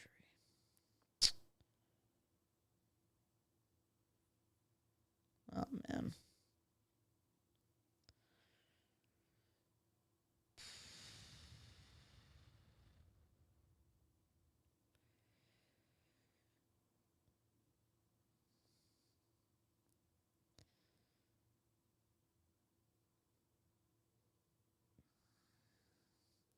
Yeah, I think they're bracing him.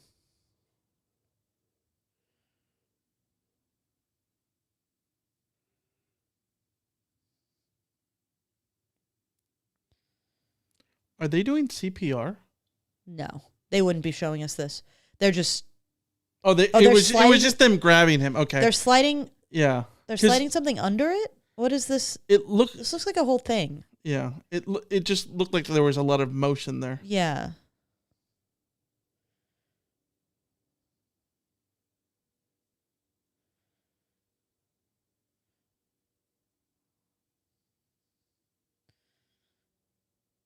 I think we're seeing him moving his hands though, right? That was KG that.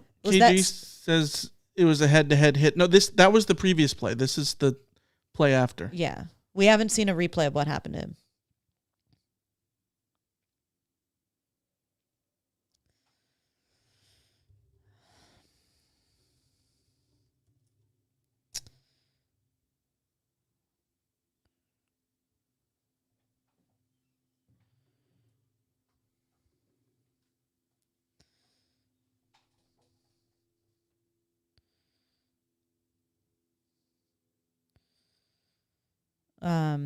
Shotgun says with Wayne Matthews being backboarded off the field and Jordan Hall already out after a targeting call, Darius Snow is the player classified by PFF as a linebacker with the most snaps this season. He entered tonight with 41 snaps.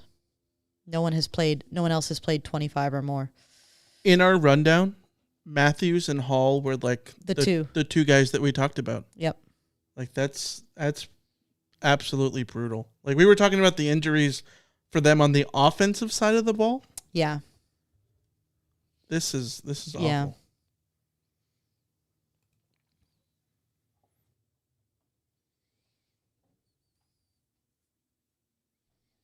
Yeah, and Ryan Cartry, USC has 346 yards to Michigan State's 136 yards in the first half, and yet the Trojans are only up by a touchdown. Yeah, that's... I mean, there's been few drives. That's they only true. didn't score once. Twice. Well, okay, the field goal. That's right. Yes, but they only didn't score points once. Yeah. You score here, it's 24, and it's 14. Like, had they scored on the previous drive, it's 30. Like, it was only one drive they didn't score points. Yeah. They just haven't been but that many it just drives. it just still feels weird.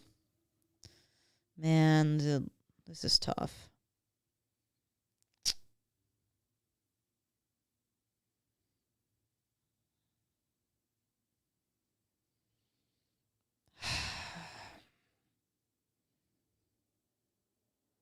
Oh, this poor guy.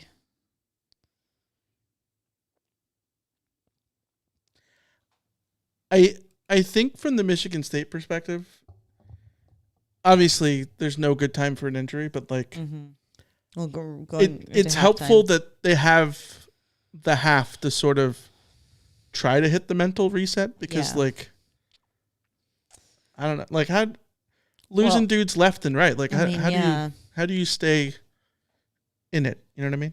Yeah.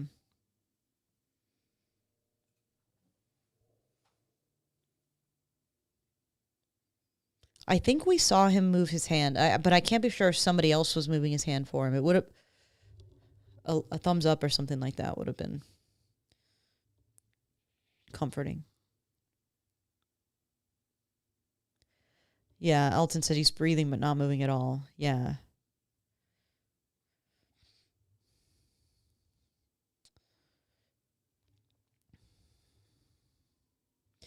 Fight on Natty's Elijah is still in the locker room, right? Yeah, I was checking on Twitter. I just saw a tweet saying he was going to the medical tent. I don't know if he's I assume he's back in the locker room.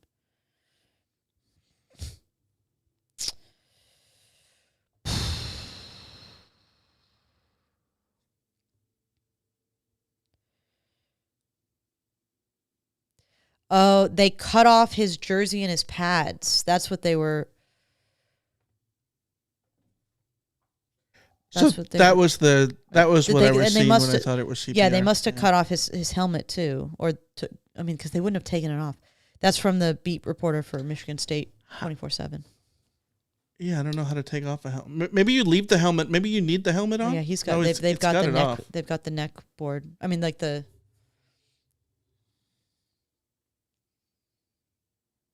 Yeah, 99 was the guy who got hit the play before. Yeah. In the head. That took the headshot. Yeah, he's not moving though. That's.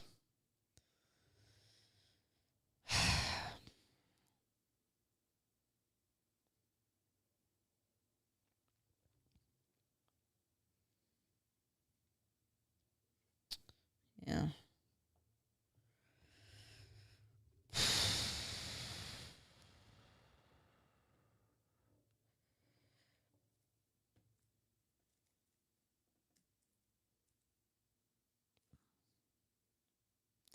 cutting the jersey and pads off. I wonder what the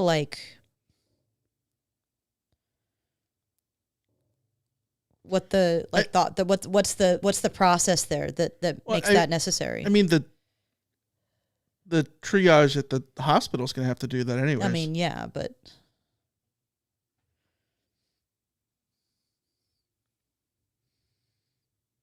I just feel like that doesn't happen often, but I don't know.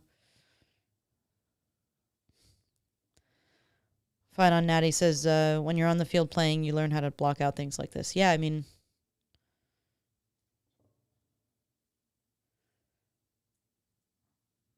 that's, in the end, you have a job to do, and I think that you focus on your job, right? What your role is on the next play.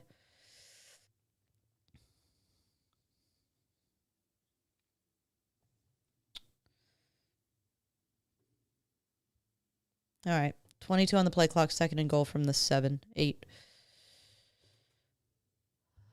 Mayava over top to Nook Hines. That's a big moment for him. That's his first touchdown, right? Or did he? No, he scored in a previous game, I think. It just sucks. It's just hard to cheer after that. It's a good play though. I like this. Yeah, lots of touchdown Trojan. Yeah, sorry guys. It was Sanook's first touchdown, right? That is a really good play. I like the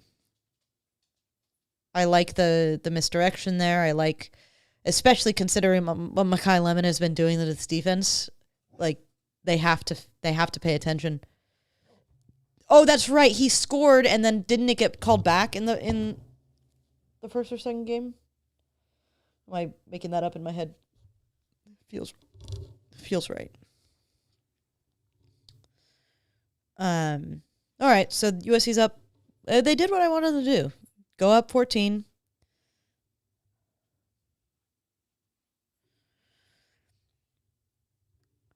Go up 14 to the second half.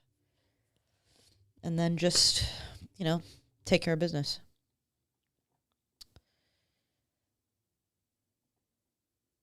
I got you, everyone. I feel you. It's a nice throw, too.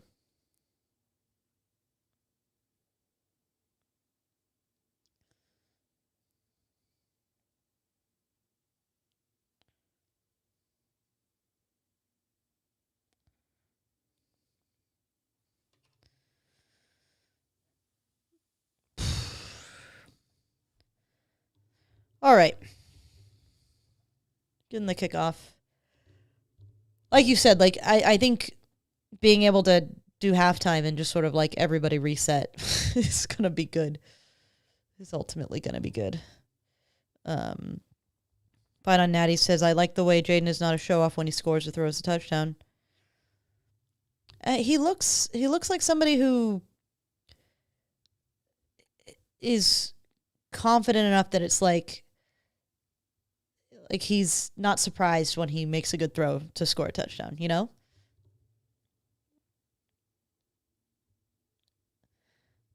LA Fred, that was a great drive. 11 plays, 88 yards, used the majority of the clock. Yes. I didn't think they were going to run it this low. I sort of expected them to give it back to Michigan State with more than a minute left. So, yeah, very good drive. And it would have been more if not for the injury timeouts. Oh. Childs, tripped over a sprinkler or something. The way he went down, it almost looked like one of those ACL things. Yeah, non-contact. There's no way that's going to happen now, right? Like that. I mean, jeez. I mean, at what point do you just say, just end it?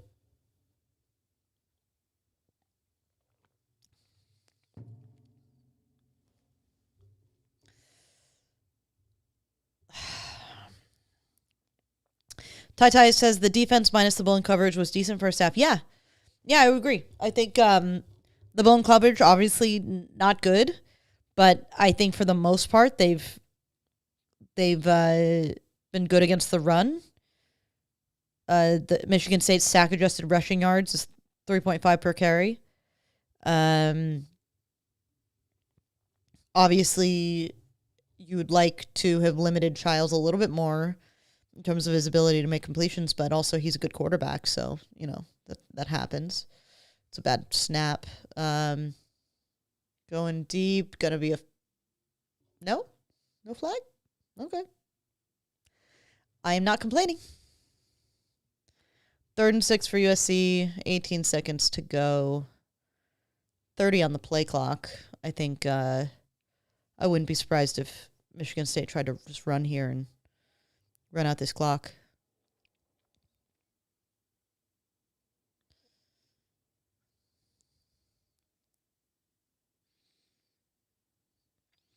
USC's not going to do anything with 18 seconds.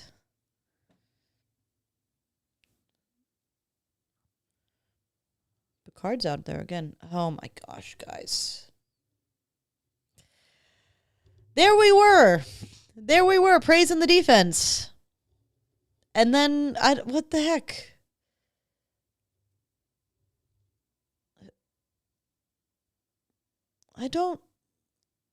Yeah, they're all responding to that underneath route. And good old flood. I love throwing flood. Okay, well they don't have any timeouts, so they're in a rough spot here, but they could get a kickoff here. There's Anthony Lucas getting some pressure. Yeah, they're going to have to just do a Hail Mary. I don't think... we think they have a kicker with this kind of leg? By the way, I don't think it was blown coverage there. It was a flood concept, and that puts that corner sort of in a middle ground, and when you're not getting safety help, because the safeties were staying back for the deep ball. Mm-hmm. Oh, they are attempting the field goal. It's a tough spot for the corner to be in. Yeah. 56-yard attempt.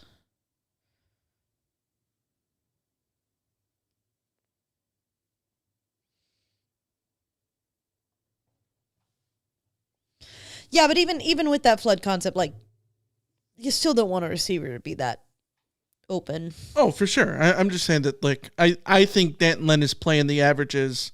He'd rather not give up a 75-yard ball versus a 25. Yeah.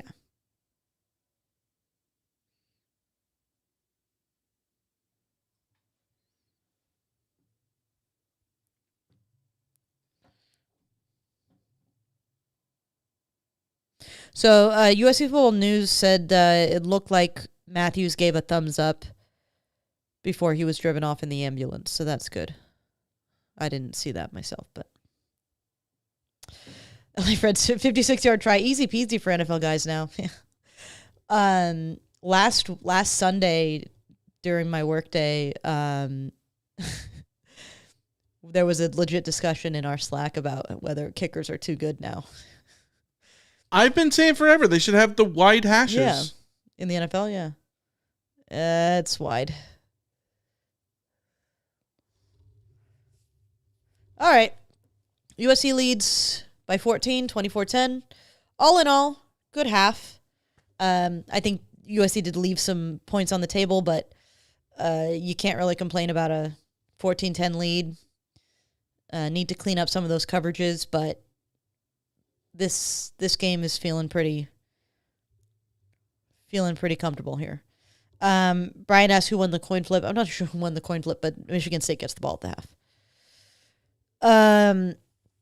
All right. I'm going to go step away, eat a little bit more, and then be back for a very late second half. This game was already going to run late, and now we're already at 10 o'clock at halftime. So, yeah, good times. I will be back.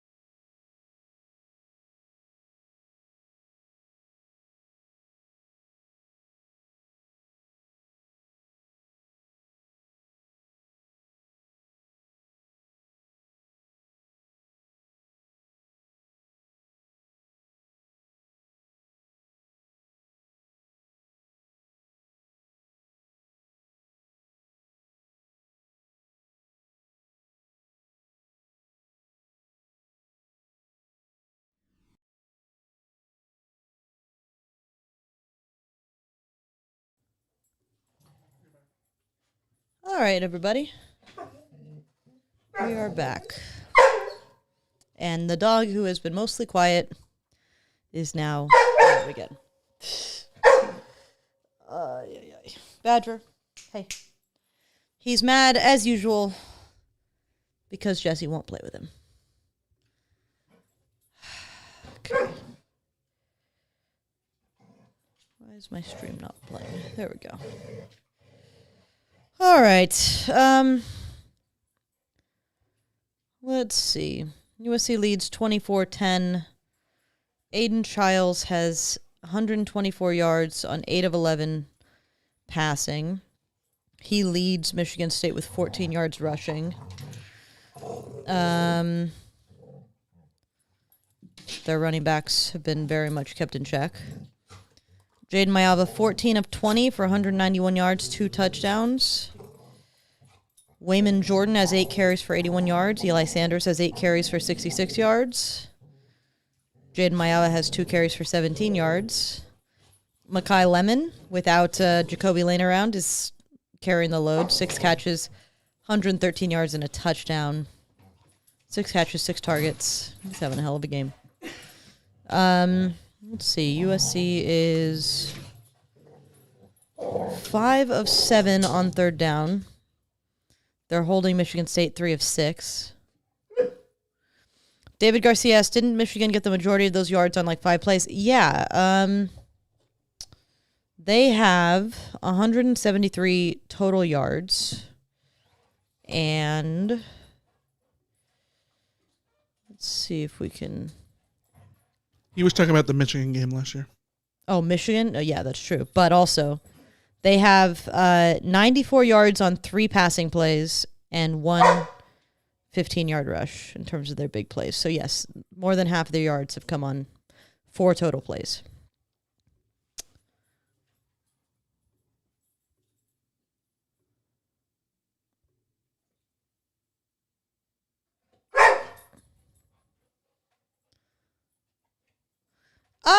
Okay. This whole conversation right now, is this Robert Griffin III? I can't remember. Yeah, RG3. This idea, this misnomer that like Lincoln Riley offenses don't run the ball. USC led the nation in rushing efficiency last year. Yes, they average 8 yards a carry. That's what they were doing all last year. One of my complaints about the rushing stuff is like so much of it is predicated on RPOs. Yeah. And not all of it. Absolutely not. I'm not going to say that every pass could have been a run or whatever, because that's not the case. But like, there are a lot of plays that are just designed to go to wherever the space is. So just because they are not running doesn't mean that they weren't trying to. And like, that's something that, you know, you can watch in the moment and try to see what the offensive line is doing to sort of decipher those. But, yeah. All right, kickoff for the second half. Yeah, David said he was talking about Michigan last year. Yes, but it still applies too. Like this team is still giving up big plays.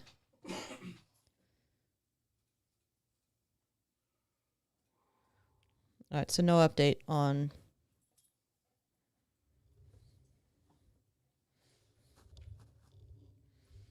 15 seconds on the play clock, 1st and 10 from the 25 for Michigan State.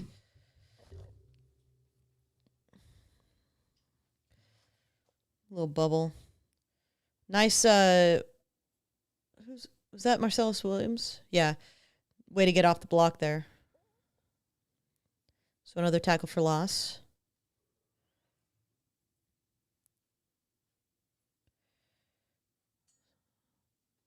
So 2nd and 12, 26 on the play clock.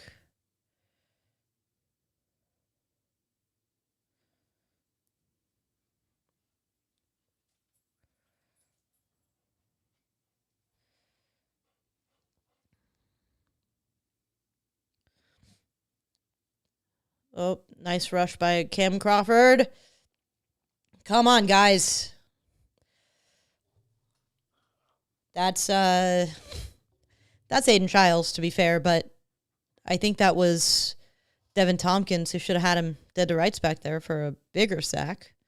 I think they still give the sack to... I like that they don't give up here, though. Yes.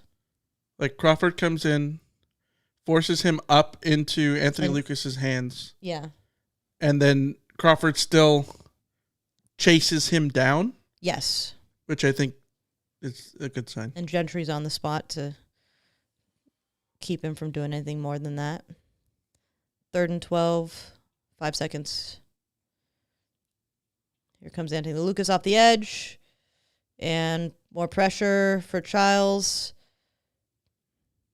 I loved the way that the defense, all of those pass rushers didn't give him a lane. Because he's looking downfield, looking to run. And they stayed in front of him, stayed disciplined. Perfect start to the second half.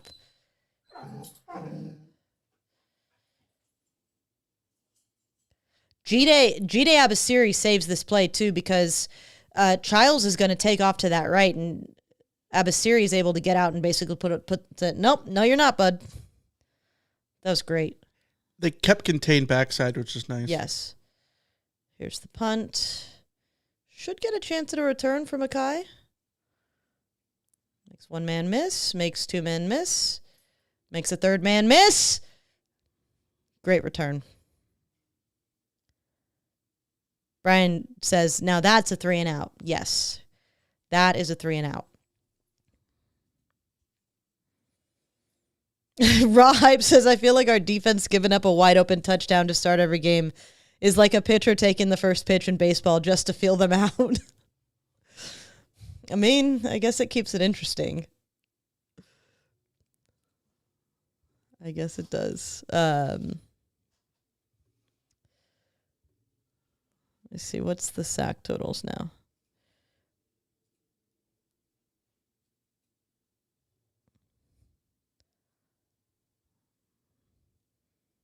Okay, 16 on the play clock. 1st and 10 from the 43. Hand off to Waymond in the open field. Makes a man miss. Makes a man go. I love him so much. He's so silky. And again, was that Tanook Hines again downfield doing some blocking? I mean, it makes... Oh, it was Eli Sanders, was it? No, it was... Tanook. Again, we are seeing before our very eyes why a true freshman gets to start. That is how, if you are a freshman wide receiver, that's how you earn a start. Hand off to Waymo. That is how you earn your start. Because there's nothing more valuable to make yourself more valuable than to be a willing blocker downfield. Can we talk about Jessie for a second? Mm-hmm. The door to the studio is closed, so she's just sitting at the door waiting for it to open, thinking that maybe if I stare at it long enough, it'll just open itself. So that she can get away from Badger, who is being a Badger.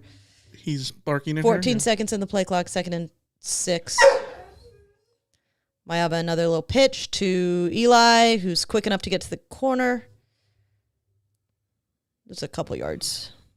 I would love to know if those options are true options. Or if it's... You think they're just design pitches? I wouldn't be surprised if it's just a design pitch. I think it's like, we're going to run option here, but like take the pitch. Yeah.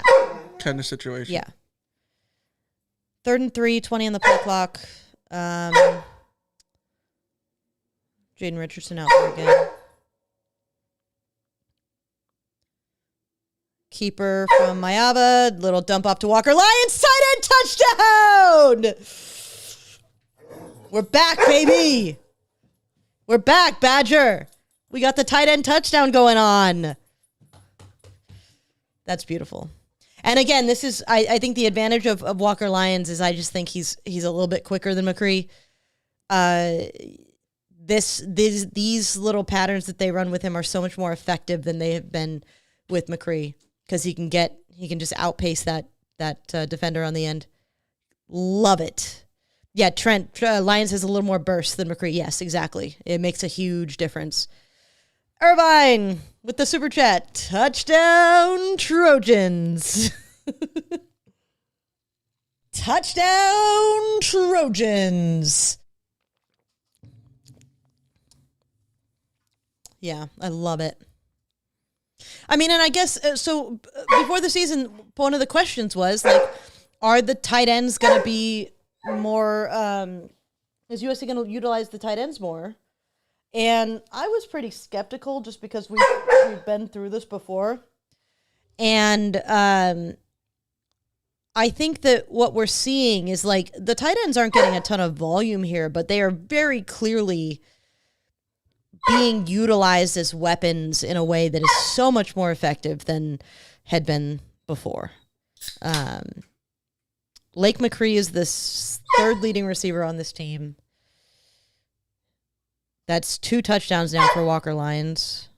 Carson Tabarachi has a touchdown. Lake McCree has a touchdown. Yeah, they're killing it. They are killing it. You love it. JWS, best way to start the second half. Yes, this literally a perfect start. Literally perfect start. Quick 3 and out. USC's offense comes out there, easily rolls down the field just like they had been doing, and bang, tight end touchdown. Beautiful. Grant, SC won the middle 8. Look at that. Look at how much more comfortable a game is when you win the middle 8. David said those plays to McCree last year were why he got hurt in the first place. Yeah. Badger, come here. Come here. She's not going to play with you. Come here.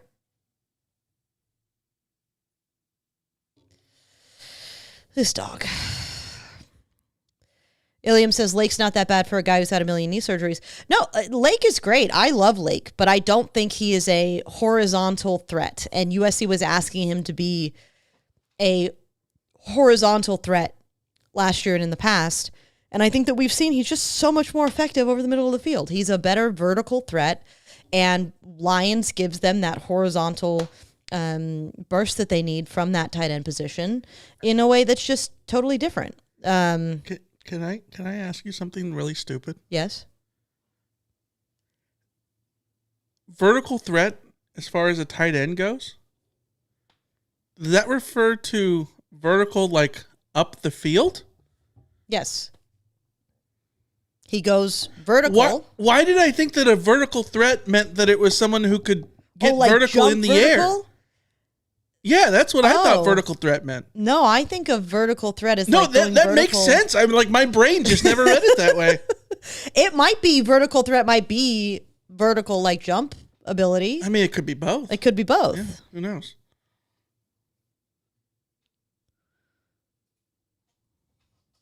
Nick says, I don't think USC has had a tight end be a wide receiver 3 since David Osbury in 2009.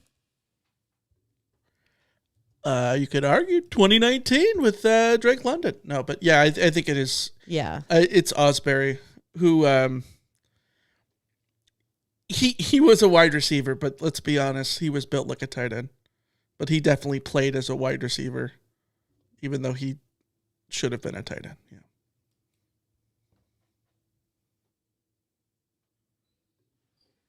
I'm rolling through looking at David Osbury, by the way. Thick. The man was thick. Yes. Man,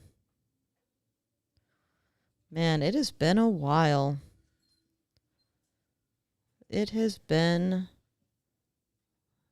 a big while. I think the closest USC had to a go-to tight end receiver in the last 10 years is Tyler Petit. And he was never the third option. He was always more of a fourth or fifth.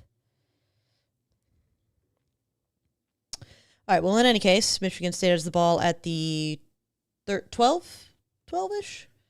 Tim in LA says that about... This is Child's keeper. He's going to go for a few. Let's see, Jaden Walker's out there. Tim in LA says MSU says Wayne Matthews III is at the hospital and, quote, his motor skills are intact. Well, that's a scary way to describe It's a great update, that. but like, oh man, the wording on that is so. That means they weren't brutal. sure that his motor skills were going to be intact. Jesus. Yeah, that's rough. But good. That's good. Good. That's good. Yeah. Good. Elijah Page is in street clothes. That's not good. But I will say, Justin Taunu is doing a really good job on that left tackle to the point where I didn't notice that Elijah Page was out. And Tobias Raymond on the right is doing a pretty good job. You see Jakeem Stewart just try to hawk him down? Was that Jakeem? Yep. Lamont says Thanos is coming. This feels like a coming out This performance. is the Polyanaute Colorado game? Please no. God, I hope not. I swear, the greatest linebacker performance. They are letting him I've play a ever seen. lot, though.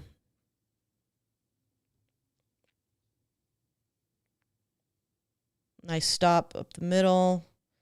Yeah, I think we're seeing a lot less of G-Day. I don't think have we seen Keyshawn Silver today?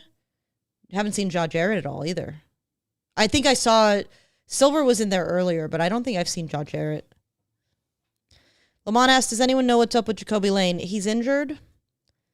Don't know what the injury is. Just that he's injured. There's Jaw Jarrett right there. 3rd and 7, 15 on the play clock. Michigan State's at the 28.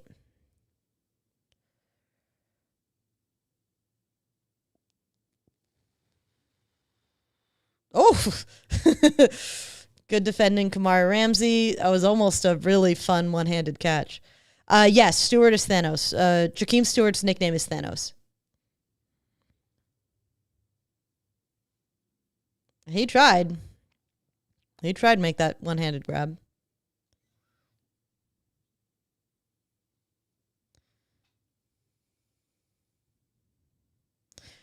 Rada Capita says Page walked out of the tunnel under his own power, no brace or crutches, so that is good. Yeah. Yeah, but USC is going to need him next week. It's concerning. He's in street clothes. Here's the punt. Ooh, that's running into the kicker. And of course, Makai's going to have a return here. It was 4th and 7, right? I don't remember. Is there still the 5 I don't and the 15? remember. I was just thinking the same thing.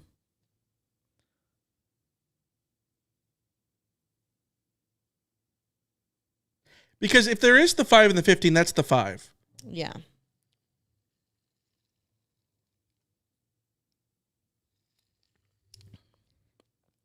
Yeah. So 4th and 1. Okay, so almost a boneheaded moment, but I go for this. What do you have to lose?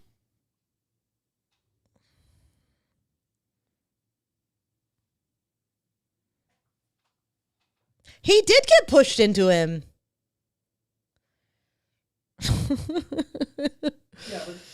This is like goalie interference in Yeah. hockey. That never gets called. actually helps you. Then out. again, it never gets called when the jumping over the wall thing, so it's whatever. Oh, they are going for it.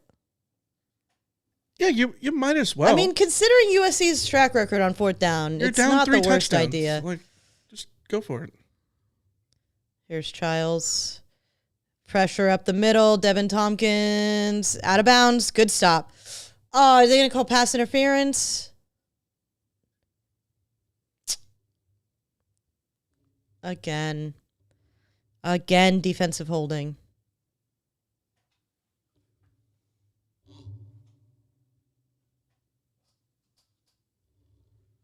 Illegal substitution. Well, that's, again, too many men on the field on a key 4th down. Yeah. Yikes.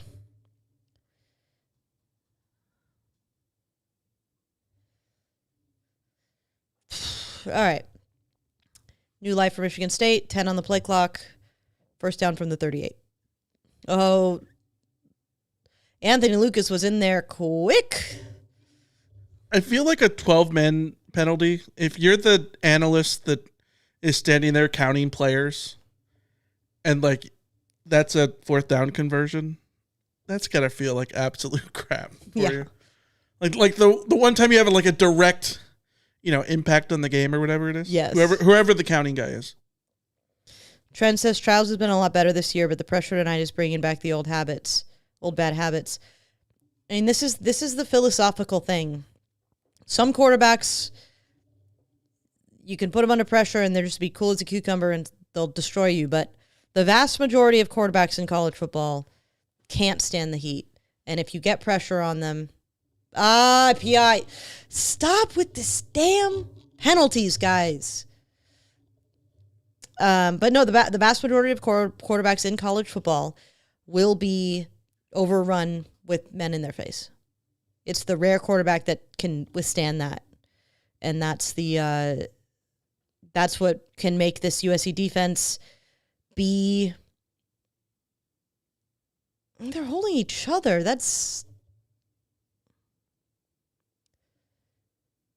Yeah, Nicholson also is the first one to disengage. Yeah. These are some ticky-tack. All right. 14 on the play clock, first and 10 from the 47. Here's a handoff. It's a few yards. Are we getting an update? This is the motor skills update.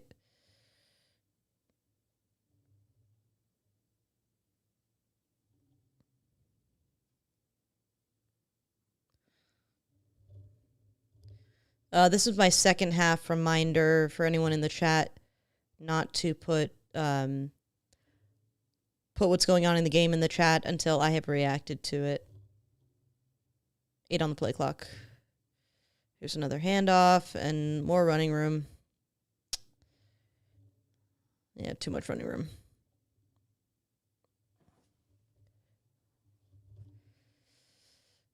Yeah, JWS, these penalties will cost USC games later on. Yeah, I mean, on the Nicholson one, I genuinely think that's a ticky-tack call, especially the kind of contact that we've gotten used to Big Ten refs allowing between receivers and DBs. So that one, I definitely disagree with. But the 12 men on the field and all that's different. Here's another handoff. More running room. Okay. Too easy. This is way too easy, running the ball here.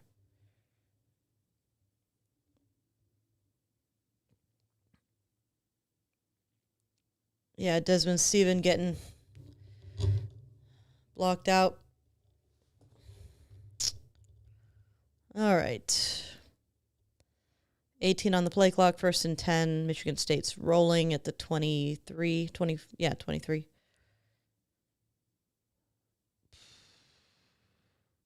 They just keep handing the ball off. Again, cut back. Again, 10 yards, easy. Okay. Need to bring back in Stewart.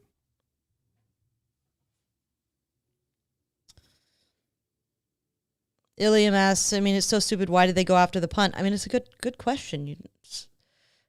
I guess they're greedy. I mean, guys want to block punts, and he did get pushed into him, but still. It wasn't an aggressive attempt at the block. Like I don't know that it was a. I would almost rather it have been an aggressive. More running room up the middle. Oh, they got him stopped.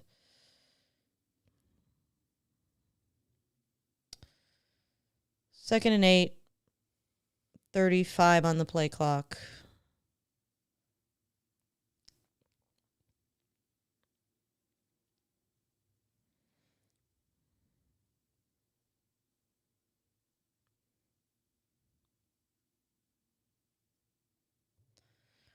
My worry is just that, Michigan is going to have a lot of success on the run in the run if USC doesn't figure this out.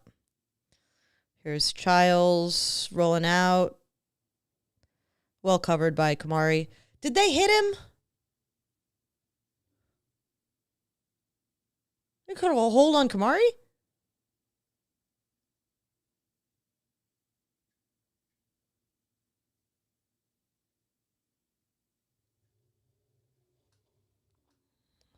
Death, taxes, and illegal hands to the face on USC's defense.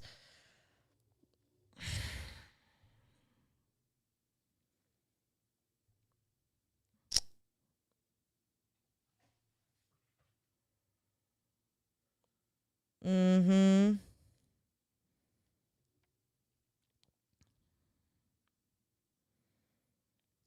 $12 on the play clock, 1st and goal. 4th penalty this drive. Calling timeout.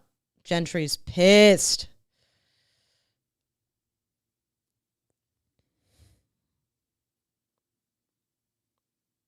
Douglas says maybe SC is getting all their penalties for the rest of the season out on this drive. That's, we could hope. I had that thought, maybe it's better to be dealing with these things now and sort of learning from them. It's sort of wishful thinking because it would require USC to actually learn from things, but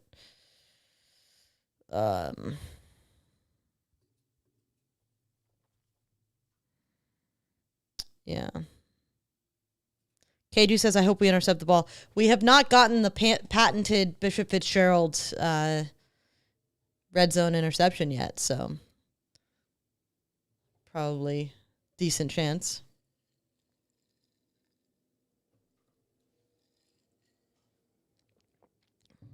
There was a question about whether or not we'd see Hassan tonight. If they score here, I think we're getting less and less likely to see him. I think I wouldn't guess that we'll see Hassan Longstreet unless USC's up by 35 in a game like this. But you never know. You never know. Megan says might as well escort them to the end zone at this point. Yeah, that's what USC's doing, literally. Between the penalties and the open running lanes, yeah, USC's just go right ahead, guys. Yeah, and then the defense played well up until this point. Then this drive is all self-inflicted. Yeah. That's what's frustrating is the aside from that the couple of blown coverages in the first half, the defense was doing okay. They were getting some big stops, good pressure. Yeah, this drive has been pretty horrific. And not just because of the penalties, the run defense has been pretty horrific on this drive.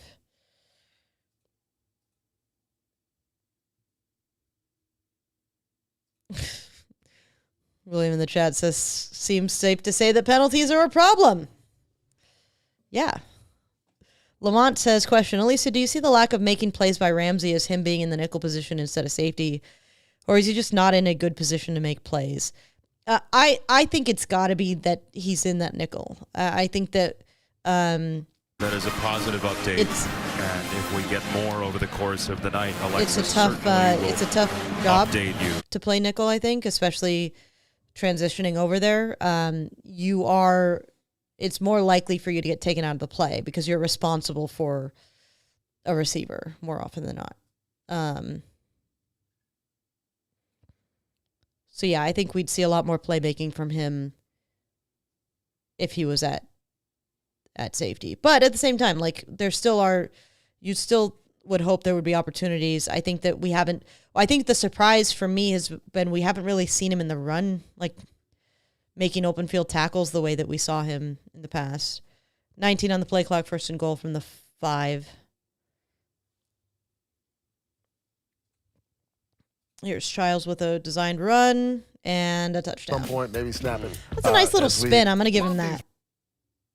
That's a nice little spin. But yeah.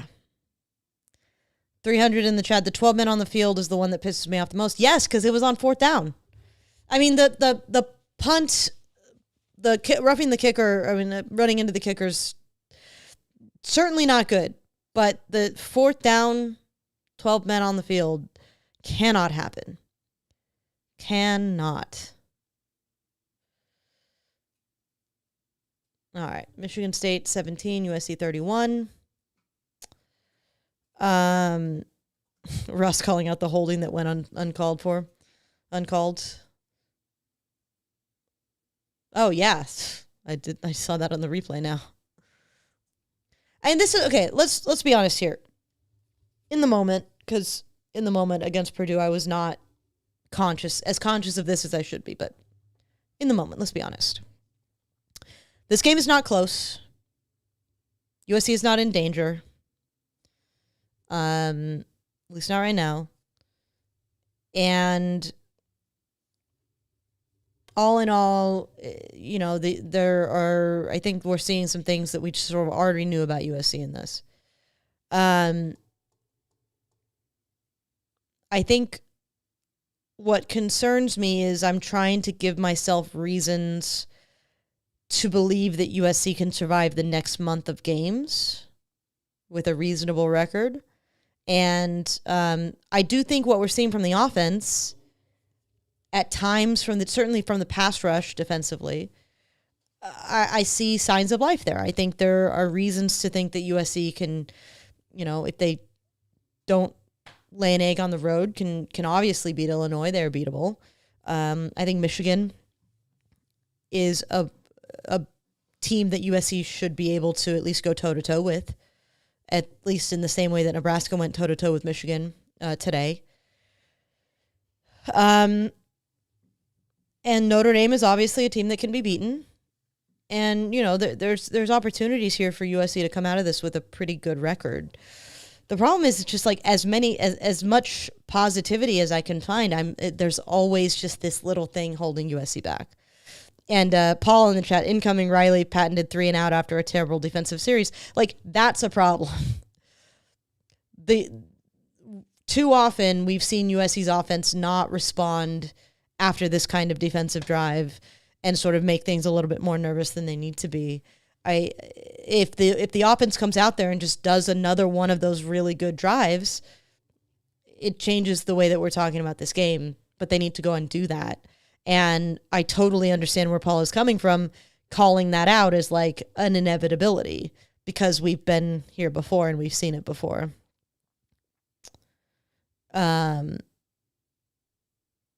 So, yeah.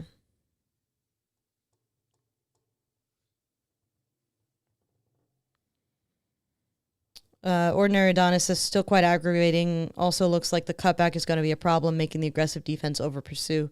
I mean, USC's aggression on defense has been a problem. I think this year I've been impressed with how rarely they have been gotten by being over aggressive. Like, I sort of would expect that to be more often. So they've been pretty disciplined on that front. Just obviously not a penalty front, which is an issue. JWS says this game should not be this close, and SC consistently doing this pisses me off so much. Yeah, I mean, again, this is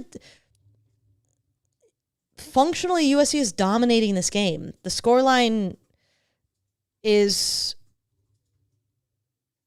it doesn't reflect what USC has been able to do for the most part in this game. But again, USC's offense going out and scoring and making it look easy, which is what they didn't do against Purdue, didn't just keep scoring. There's a little getting Prince Strawn involved. Oh, Prince. Jesus Christ. And that is how you turn a comfortable game into an uncomfortable one.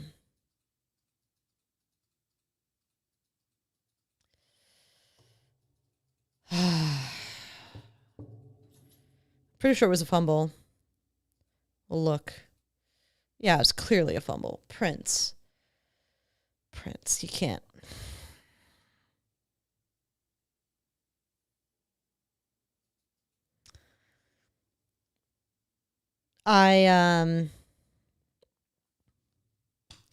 Last thing USC needed.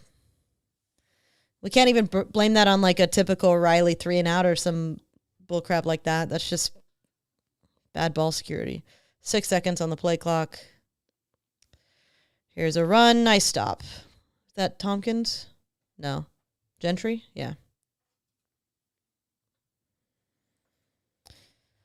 Oh, was it Jordan?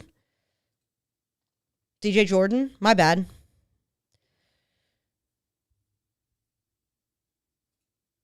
Yeah, DJ Jordan. My bad. What is Strawn's number? Why am I getting that mixed up? Why am I going crazy? 14 on the play clock. Here's a wide open throw.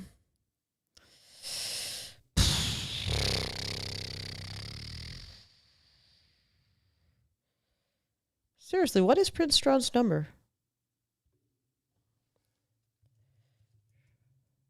17 is Strawn. Okay. Yeah, DJ Jordan. I'll get the numbers one day. All right, 1st and 10, 15 on the play clock. At this point, just if you can get out of this with a field goal, I'll feel pretty good. All right, good stuff up. Doing a better job of not giving them running room.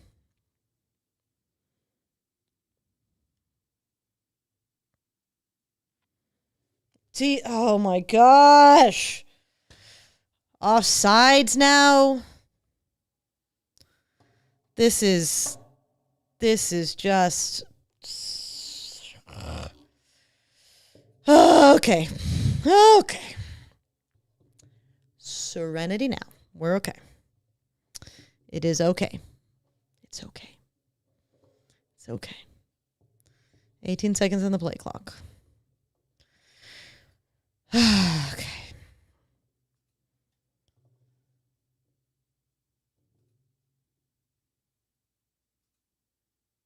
Here's a handoff. Again, stuffed up the middle. I mean, they're doing a much better job on this drive. That's Silver and is that Josh Jarrett's in there?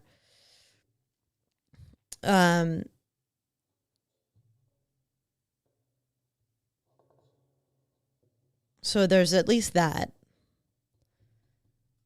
At least they're containing up the middle. 18 seconds on the play clock, 2nd and 4.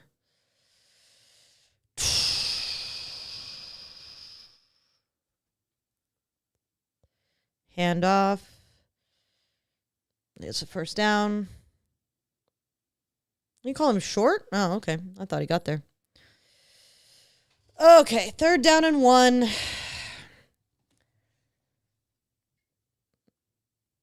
$30 seconds on the clock. Oof. Okay. Okay. I did not want to be nervous in this game. I am upset that I'm nervous.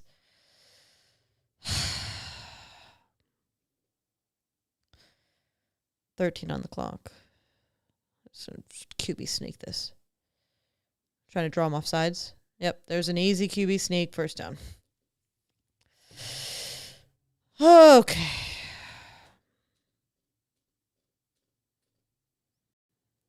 Okay. 1st and goal. 1st and goal. This is my drively reminder to not react to things that are going on the field until I have reacted to them. I am on a delay. Other people in the stream, in the chat are on a delay. Please don't spoil things. Thank you. 14 on the play clock. 1st and goal.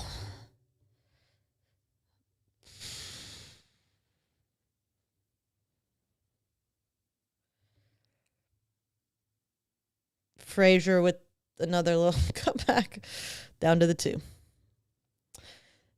KG says USC needs to fight 3 opponents, Michigan State, themselves, and the refs.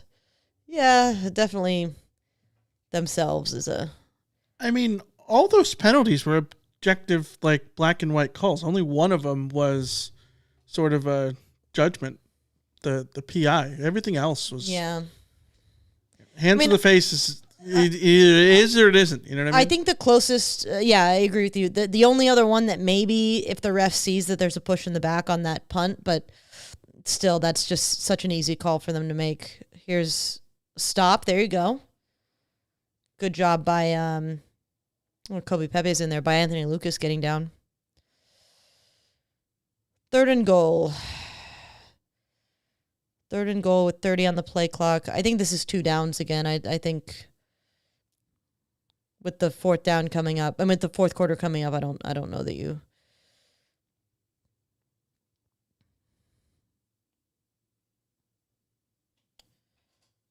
Pepe's off the field. Usually doesn't like. I'm just gonna push this, not tush push. Yeah, that's a touchdown, but he was close. That was close. I don't think they can overturn that, but that was close. Okay, that's touchdown. Let's see. This will be a good replay. Yeah, it's touchdown. Very close. Are they really debating this? It's obviously a touchdown.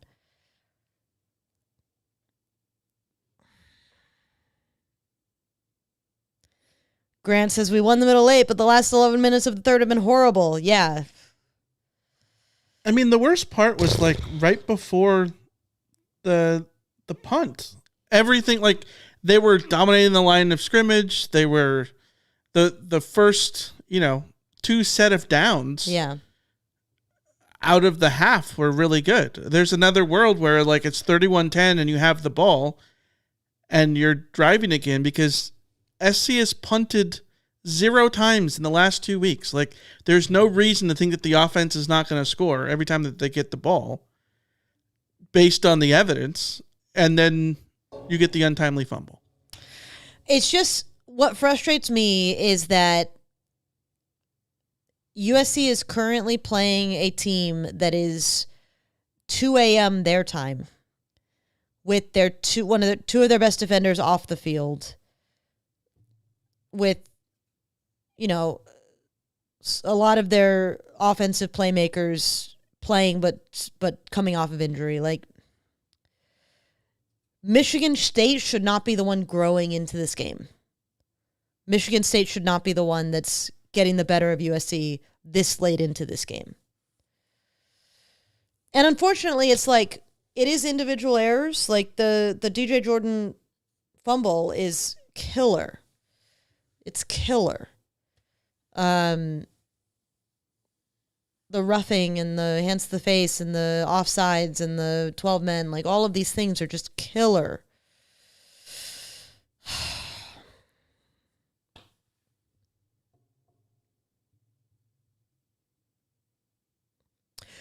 LA Fred, that was the exact play. USC defenders racing off the field while the play clock was at 10 seconds. Take your time and force Michigan State to burn a timeout or get delay.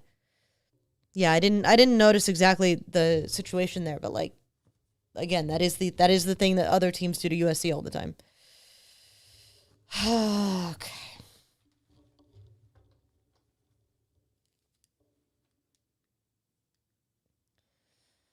Okay. So remember how I said USC wasn't in danger? That no longer applies. No longer applies. Now it is essential that this offense go out there and find the end zone.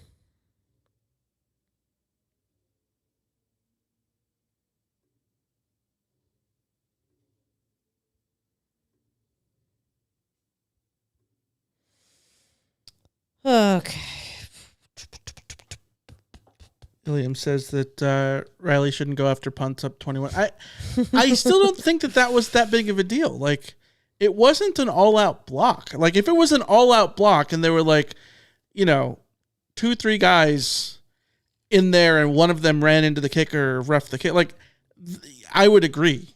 But it wasn't an all-out block. Like on every punt, there's at least one guy that has a chance, even if you're not sending the house there. Yeah.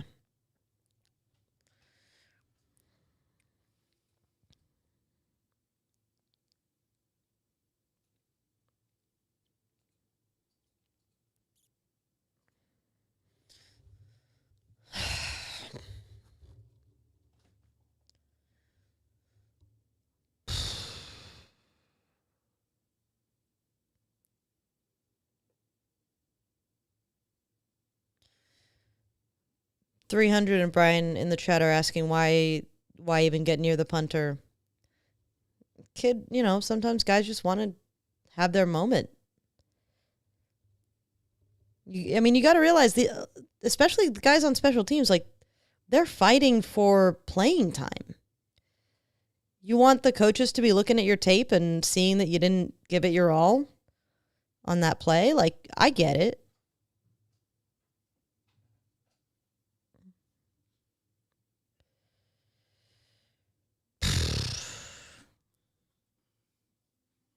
All right. Yeah, Tim, I can't fault them for going after the punt. I fault them for other dumb penalties. Yeah, I mean, it's the 12-man penalty because you have the running into the kicker and then you immediately get the stop on the very next play anyway. 15 on the play clock. But you have 12 men on the field and longest developing run in history for no yards for Wayman Jordan.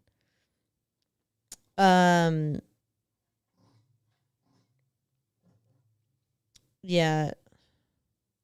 I mean, to me, it's just it's everything. It's a collective issue for USC right now. If one guy in the third quarter had made a mistake, USC wouldn't be in this position. It's because a bunch of guys have all made a mistake. Here's Mackay on a reverse. Oh, buddy. All right. That's fun.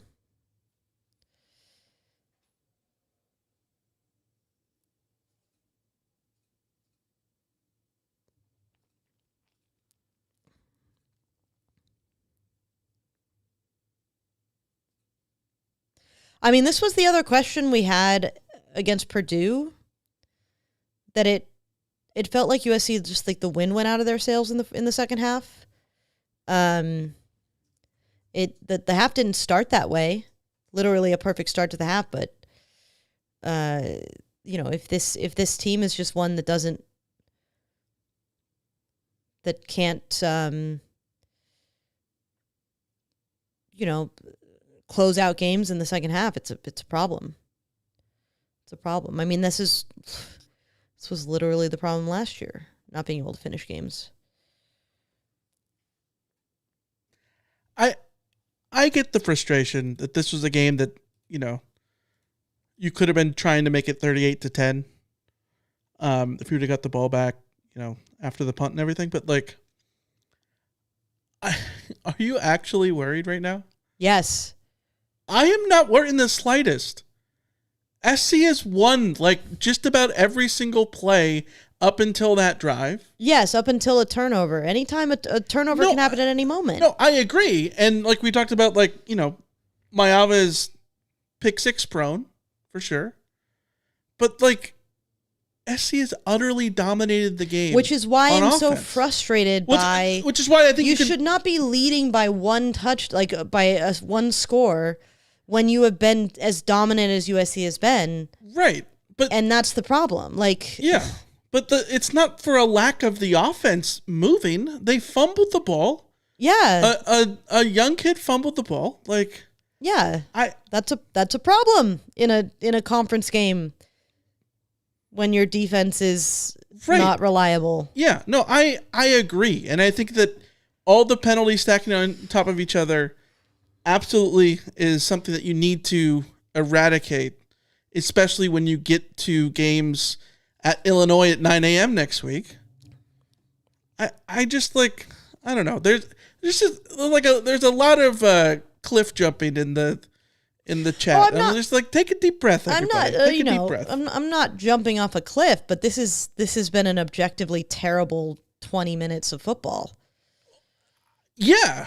But And USC is now in a position where one mistake, and this is a tie game. Yeah. And we've seen them make a series of mistakes already. Yeah. David says it's fair to be frustrated, but I'm still not worried. Yeah, that's where I'm at.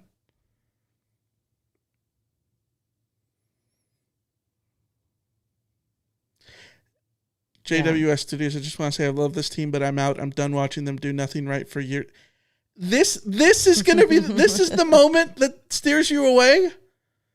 Trust me, there's been way worse things that have gone down. Yes, gone down in the last few years. Yeah.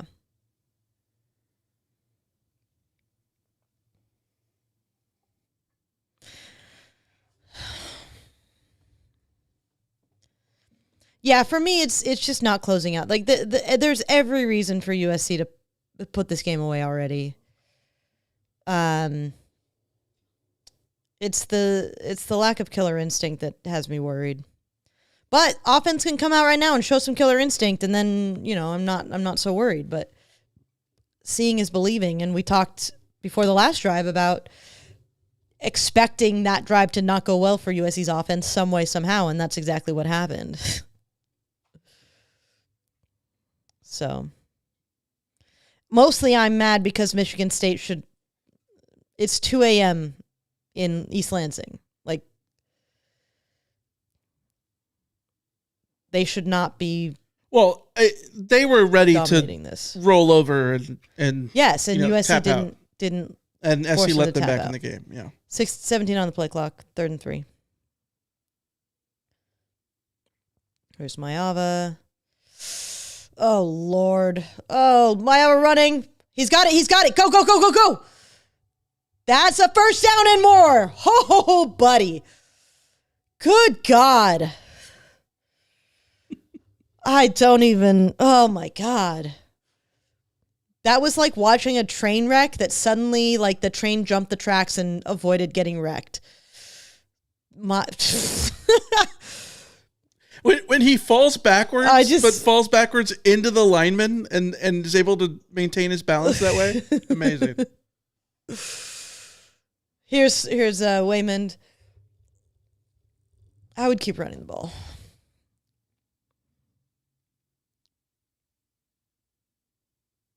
David said I melted down after the Michigan game last year, but that's because Michigan had a quarterback that I could outthrow. Fair. 22 on the play clock, 2nd and 6. Good Lord. USC's at the 49. Jane Richardson back in the game. Eli Sanders in the backfield. Here's a blitz. Gotta go. Oh, buddy.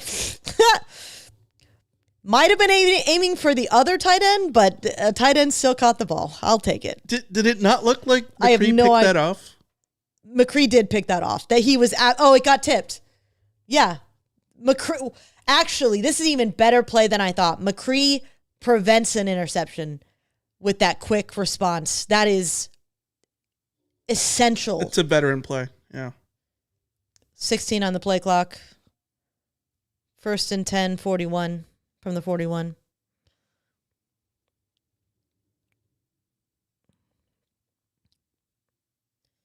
Here's Mayava. Quick to Mackay.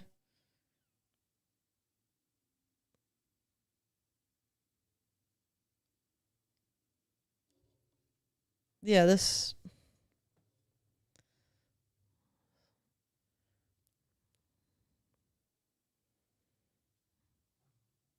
Second and 6, 28 on the clock. Okay. But again, USC's offense has had the better of this defense the whole way. They just need to not screw themselves.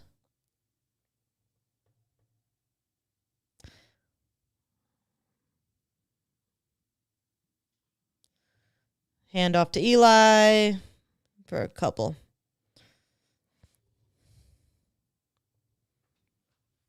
All right, 3rd down and something. 3rd and 3. 30 on the play clock. USC's moving quick. It's a long 3. Here's a handoff to Eli Sanders, who has no running room. Oh, God. Oh, okay. This is a go.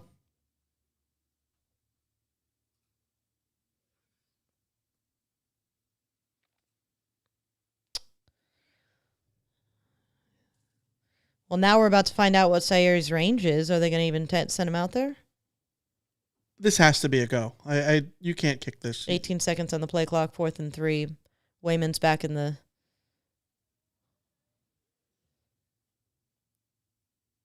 They're trying to just get them offside? Yeah.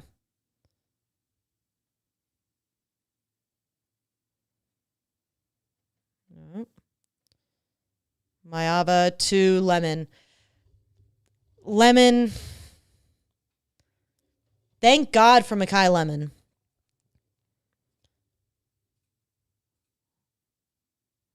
He's so crisp. He's so reliable.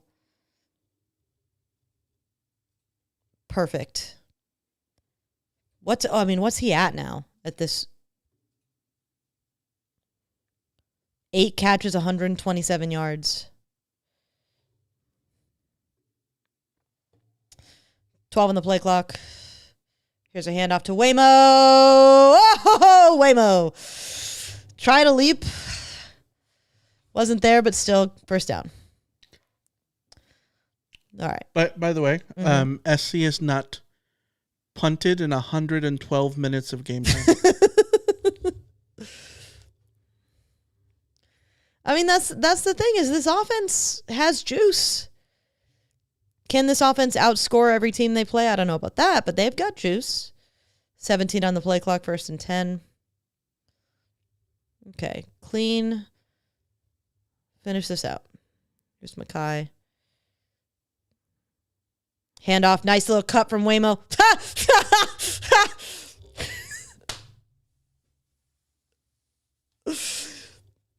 Waymo, just ran into his offensive lineman like he was friggin' trying to spur on a horse. Go! David asks, is Lemon backpacking the USC wide receivers the most since Pittman in 2019? I don't think Pittman did that in 2019. That receiving core was... Amon-Ra, Tyler Vaughns. 10 on the play clock, Jake 2nd London. and 7. Here's another handoff to Waymo, hitting the backfield and still gets some yardage. All right, and third down again.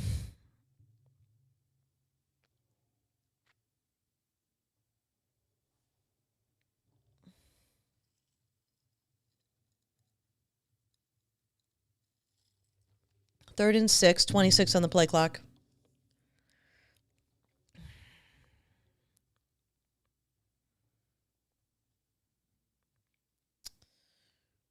It's a big play.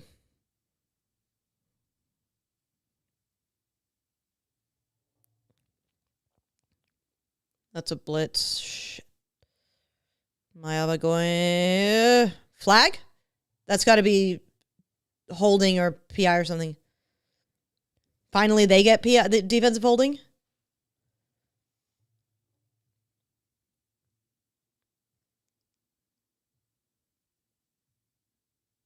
Oh. Defense on the face mask? I mean, defensive face mask? I was waiting for hands to the face. 1st and goal. In terms of receiver who just backpacks the receiving core, it's Drake London in 2021. Oh, yeah. Until he got injured. He was on pace to shatter every Tanook's face mask? SC record, and he only played 8 games. Oh, Wildcat?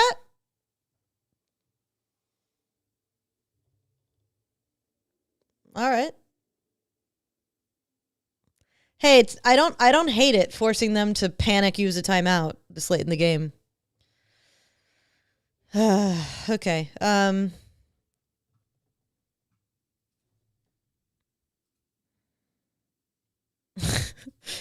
Long-haired hippies was also worried about the hands to the face.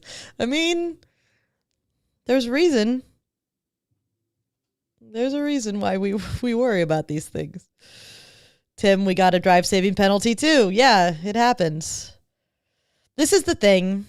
I know that we hyperfixate on USC and all of the individual errors and mistakes and stuff like that, but it is also important to remember that across the board in college football, everybody's sloppy as all hell. Everybody makes stupid mistakes.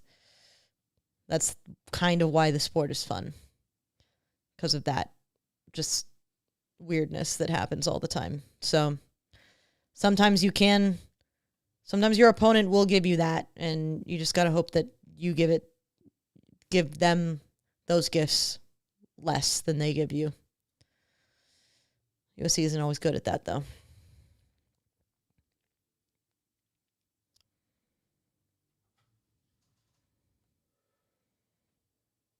If USC can cap this with a touchdown, this is an outstanding drive, much like the drive to end the first half.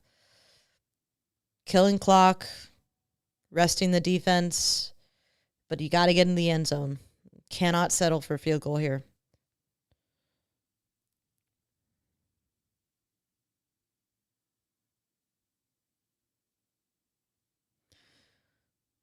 Tennessee Trojan asked who called the timeout. Michigan State did. They saw the Wildcat and were like, don't know what's going on here. Timeout. Which might be the argument to like get into those formations in the first place. Like just force the other team to panic, use a timeout.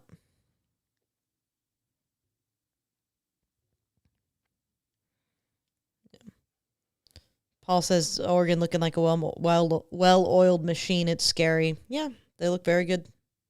It's very annoying, to be honest. Berto says, I feel like we have so much talent and we're underperforming. This team is extremely talented, in fact. I don't know that they're underperforming yet in the sense of your record is what you are, and USC's 3-0 right now, and if they take care of business right here, they leave this week 4-0, go into next week with a lot on the line, but obviously the chance to go 5-0. 20 on the play clock, first and goal at just inside the 5.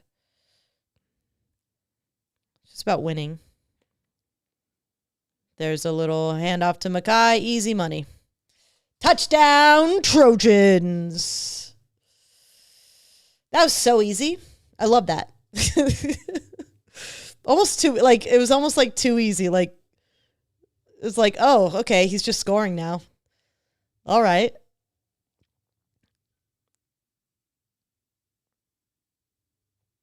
Yeah, they had, and then Walker Lyons gets the block. Perfect. Perfect. All right, that's much better. Much better. Irvine, touchdown, Trojans. Ooh, it's a big one, too. Thank you. Appreciate that.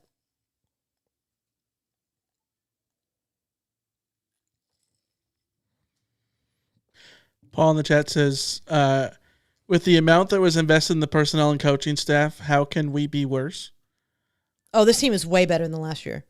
I mean, they could be worse by not having statistically the best offense in college football. Yeah. They could be worse by like the I know there's a lot of frustrations about the defense, but like the defense has had what, two bad drives, and it's tough to say it's two bad drives considering one of those drives should have just never happened. Yeah. Right? Like, but it's two bad drives.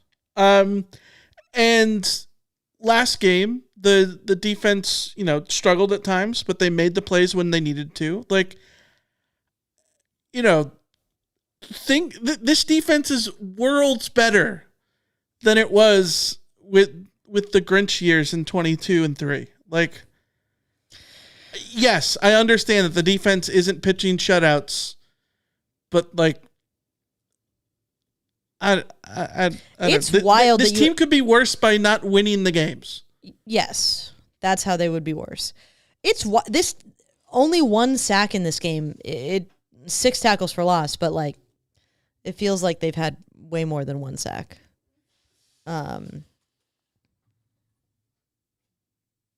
Percy in the chat says most other teams have a GA on the field that counts the number of players. Yeah, I'm sure USC does too. Yeah, yes, which is why I was talking earlier. Like, whoever the analyst or the coach or whoever it is that is responsible for that, like, that's on them. And like, even if you say that like there was a rogue player that like didn't understand his assignment or whatever, it's still on them to notice it and at least call a timeout or something, you know? Yeah. But yeah, I mean, again, trust me, I've been sweating this out. So I'm not trying to be like, act like I wasn't, but also we got to have some perspective. This is conference play. This is weird shit happening in a game. And we just saw USC respond exactly how they needed to respond offensively.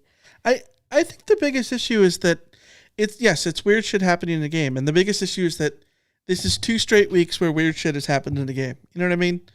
And last week, I genuinely... Good night, Paul. Like, most of the weird shit that was in the game last week was just happenstance, right? Like, the ball that bounces... Yeah. That Gentry breaks up and then bounces to Ryan Brown. And then the delay and all that stuff. Like, it was just a lot of weird stuff in the game. This week, the weird stuff in the game is SC's own fault. Like, they created the weird elements by committing those penalties, right? Like, they were going to have the ball while up 31-10, and, you know, the chat was talking about putting Hassan Longstreet in there. Yeah. So, like, and that's on them. That's on them to, you know, not create the weirdness and not to always have weirdness if you can avoid it. You know? And that's the thing is, like, there's a lot that this team still needs to nail down, but USC's quarterback is 19 of 25 for 232 yards and 3 touchdowns. USC has 257 yards on the ground. You know, this has been a dominant performance with just little things that are getting in the way.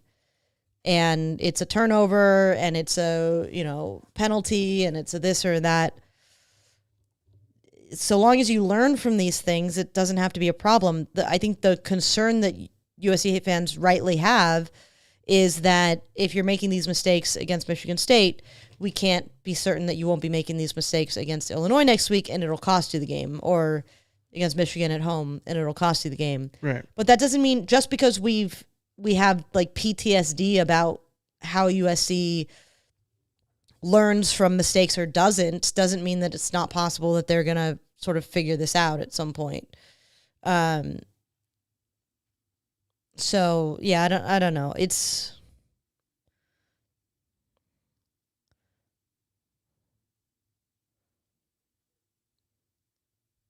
yeah, you got to have some balance too. Yeah, Joe says all the games earlier today had these elements. Yeah, SC could be Clemson or SC Oklahoma could be State. Clemson. Yeah. There's Cam. Everyone's doing the little land shark thing. Crawford. Yeah, they all do it. The shark thing.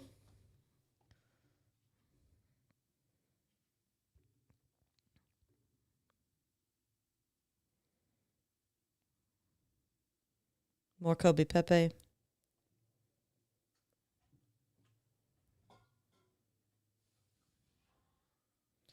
All right. 3rd down for Michigan State. Here's some pressure. Here's a sack. Braylon Shelby. There he goes. Jason in the chat. It just goes to show how a turnover in your own side of the field can make the score much closer than it should be. Yeah, it's that simple. You know, don't turn the ball over. Well, that's the thing too. Like, it would be a lot easier to sit here and say that it was one drive if not for the fumble. You know what I mean? Yeah. Or vice versa. If not for that, but it was the fumble and it was just one short field drive. Mm-hmm. Having them back to back is the blow there. There's some pressure from Floyd. Missed, and that's that. SC just got a 4th down stop. SC just got a 4th down stop. It is possible.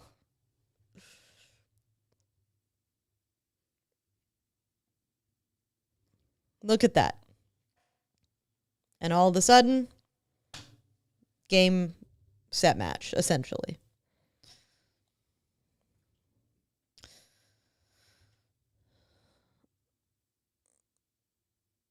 Tim says they changed the rules. We're allowed to get 4th down stops now. Shocking, I know. Trent asks, here's a discussion topic. If Maeva keeps playing like this, he's going to New York. I mean, yes. Yes.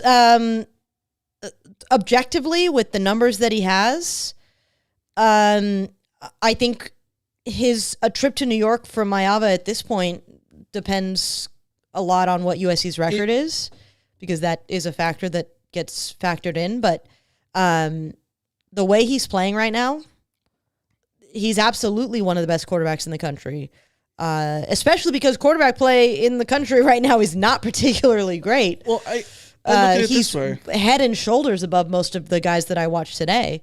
In terms of production, yes. Do I think he's the best quarterback in college football and the Heisman Trophy winner right now? No.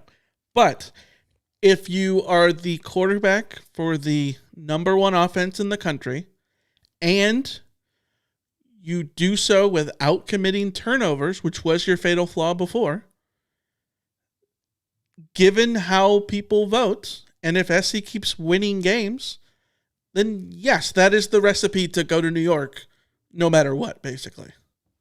Like that's how you get there. Yeah. Oh, look, there's Jesse in the commercial. Yeah, it is. But also, he hasn't played a particularly good defense yet. So, and we don't want to get ahead of ourselves or anything like that. But absolutely, he's playing at a very high level. Higher level than I expected to. I expected even in these games against not great defenses for him to still be making mistakes and bad throws and questionable moments. And I mean, today, it feels like he's been flawless today. Maybe the biggest mistake he's made today is, maybe the wrong read on a read option once or twice. Like, yeah, he's been the picture of composure and yeah.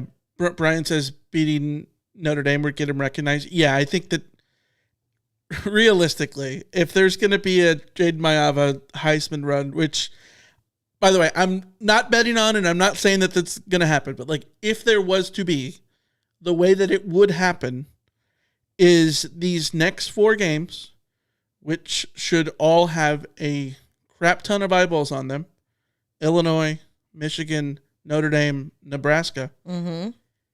If he plays in those 4 games, even 90% of the way that he's played the last 4 games, then yes, he will be put on people's Heisman top 20 lists or top 10 lists. You know what I mean? If he plays the way he did tonight against Illinois, USC can win that game. If he does it against Michigan, USC can win that game. I think it'll be tougher to do it against Michigan, but here's Eli Sanders with a hole. I think that he has plenty of opportunities with national eyeballs on him to make an impression. I mean, next week, big noon kickoff,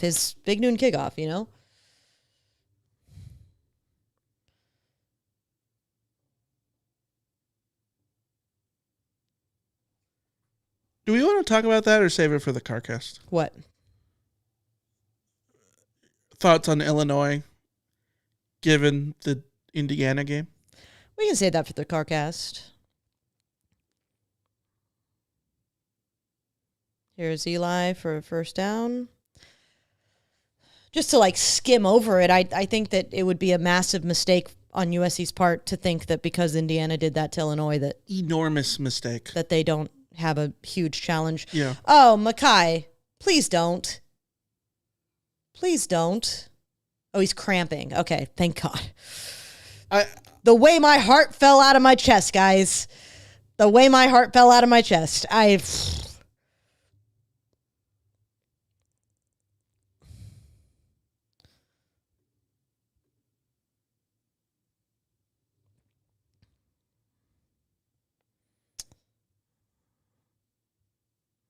There's a handoff to Waymo. Waymo again dodging bodies in the backfield. Waymo has like 150 yards tonight, and his worst carries of the night have been like 1 yard, 2 yard gains that should have been stopped in the backfield. He's so smooth. Percy says, do you think we go after some DBs in the portal or go with what we have? I mean, they brought in some DBs in this class that I think they like. I don't know that it would hurt to go into the portal to get some guys if they're available, but I don't know that. My guess would be that they are only wanting to dip into the portal if someone of consequence is there.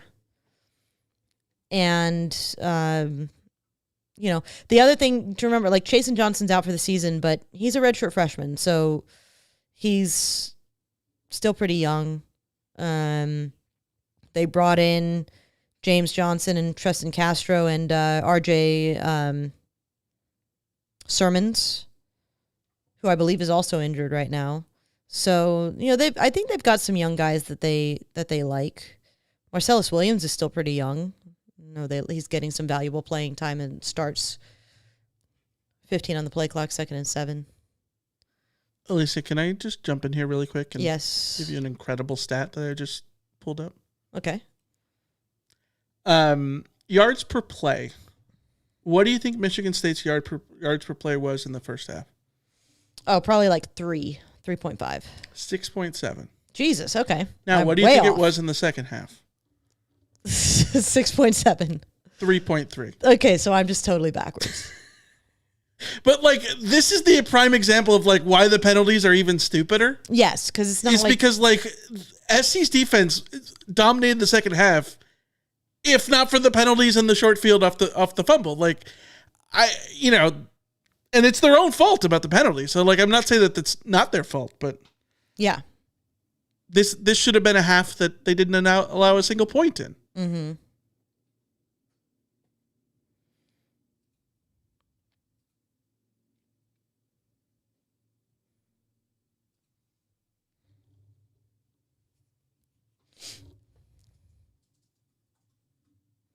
And even so, a touchdown here puts it 45-24.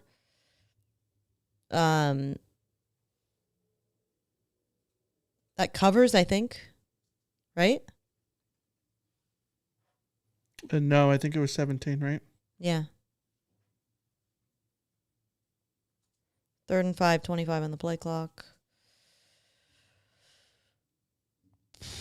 Oh, they're doing the Wildcat fun again. We're going to get to see what they had in mind here. I hate this, but go for it. Waymo! No, Waymo! Oh, he got the block! Yes! Look at my Ava throwing it. He was doing the, I didn't touch him. Love it.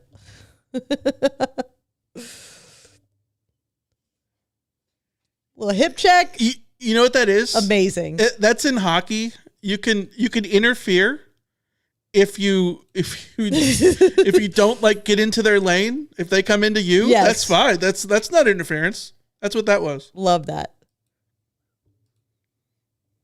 That's beautiful. 9 on the play clock, 1st and goal.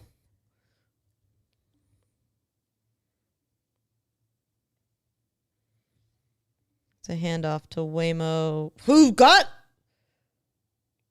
I didn't think there was any chance he was going to get close to the goal line. Freaking Waymo. He's so good. How did he get through that? Yeah, he's just short, but how did he get there in the first place? Show me the start of that play because I don't understand. Now would be a good time for a little read option. QB keeper.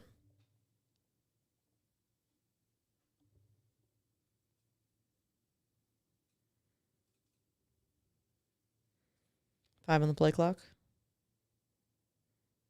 Gotta go. Nope. There's that read option keeper. God. That's fine. Joe says we don't know a lot about this team until we play some better opponents, but I'm confident in saying the floor is substantially higher than last year. Yeah, I agree. I agree wholeheartedly. I just think just what we're seeing from the offense is just a more dynamic offense that seems to have more of an identity. I feel like this offense knows what it wants to be a little bit more than last year. It feels like there's a better balance in the run game. It feels like the quarterback really believes in what he's doing out there. Being able to have Mekhi Lemon be that guy, like that dude, the undisputed number one, even in a game where you don't have Jacoby Lane, and Jacoby Lane is such a weapon that the advantage of being able to say like Mekhi Lemon is the dude, Jacoby Lane when he comes back is also that dude, but it's sort of in a different way. You're getting such great contributions from Tanoch Hines as your number 3. Here's 19 on the play clock. Are they just going to sneak it? Yep, that's a touchdown. No? Yes? No? Yes? No? Yes? No? Touchdown! Yes, touchdown.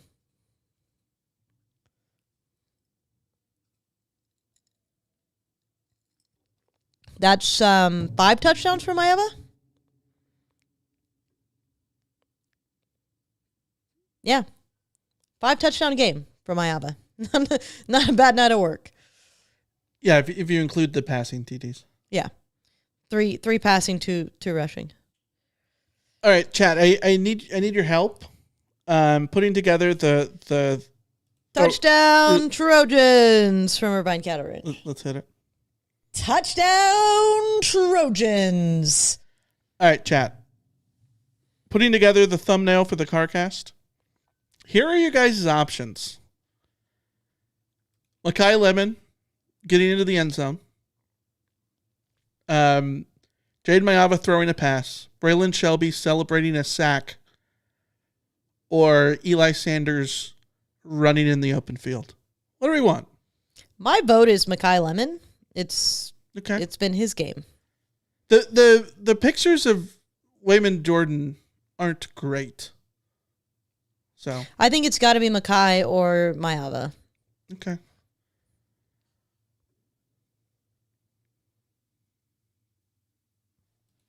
Yeah, this has been, I mean, dare I say this has been Maeva's best game as a Trojan? Most complete game as a Trojan? Probably. He hasn't, I will be shocked if PFF gives him any turnover-worthy plays. He's done damage with his legs, thrown some beautiful passes, made good decisions, avoided pressure, kept it simple. Like this is your ideal Maeva performance, really.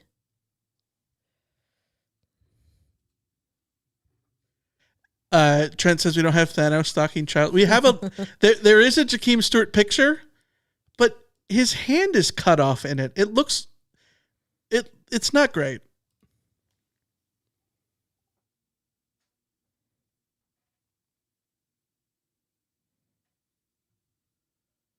Douglas wants the Maeva block for the thumbnail. I would support that if we had the picture.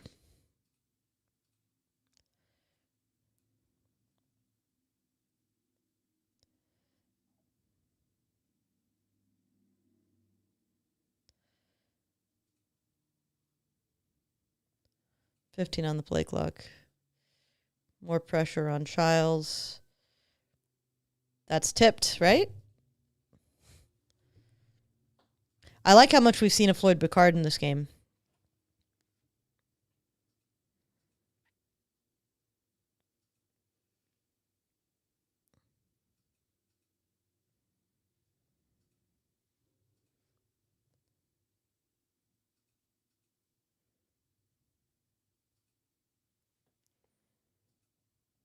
$16 on the play clock, 2nd and 10.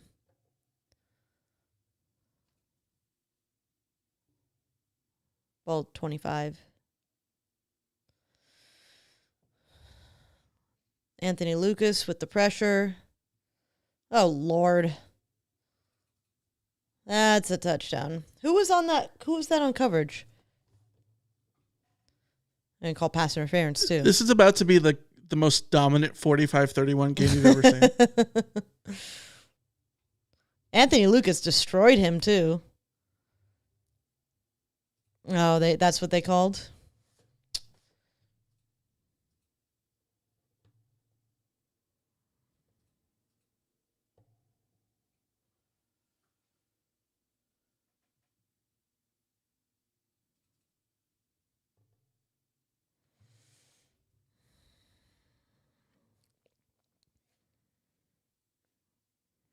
Yeah, I think the secondary is or not. Don't show us the hit.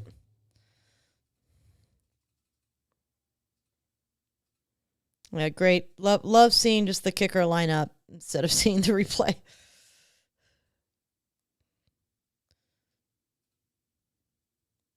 Sagar says just end this game. Robbie says go get 50.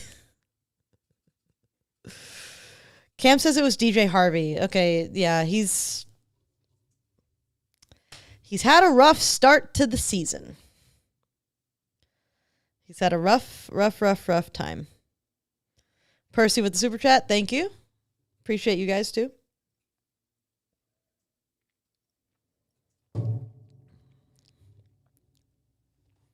I mean, we're seeing why DJ Harvey didn't win a starting job. It's problematic because USC... Another one of leaping over the line.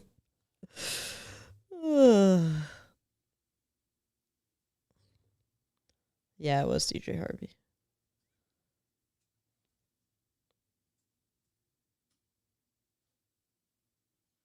Yeah, that's...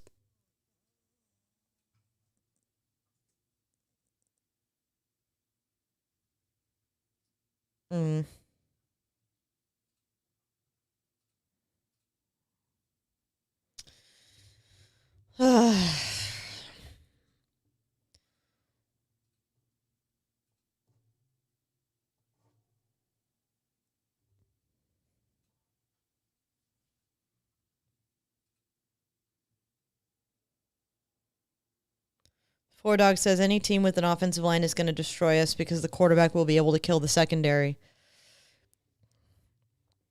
I mean, yeah, right now this defense is very pressure dependent.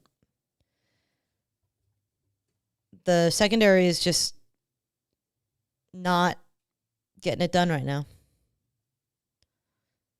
And yeah, USC will play teams with much better offensive lines than this. Percy says, what the heck? MSU scored again. I was about to go to bed. Yeah. Yeah. Oh, they're onside kicking. Okay. Well, let's pray for... Good job, Tanuk. Tanuk feels just like a smart player. I like him. I really do.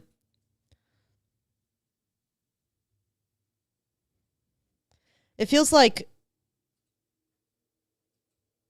you've got Mackay being like that guy, but if you told me in 2 years that Tanuk guy was that guy, that Tanuk Hines was that guy, I'd believe you. He just feels like a player just knows how to ball.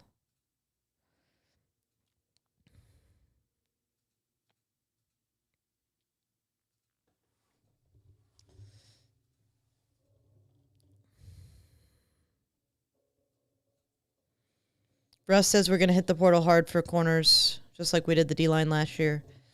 We may need to. I don't know. Like I said, they brought in some guys that they like, and they've got more guys coming.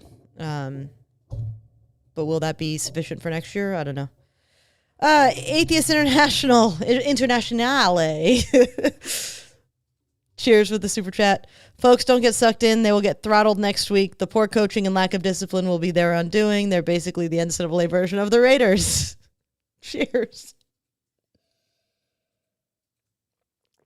I don't think they're going to get throttled next week. I think that I think that this team can go toe-to-toe with Illinois for sure. This offense can certainly go toe-to-toe with Illinois' defense. My concern is it being a road game at an early time, at a weird time, and USC needing to play relatively clean to avoid getting into trouble. So, no, I think that, the fear of getting throttled comes later in the season if this secondary can't start to lock things down. But no, I don't think Illinois throttles USC at all. I think USC can lose that game, absolutely. Starting to think USC might be favored in that game, though. I don't know. That's going to be such a fascinating line. Because if you just think about what Indiana did offensively to that defense,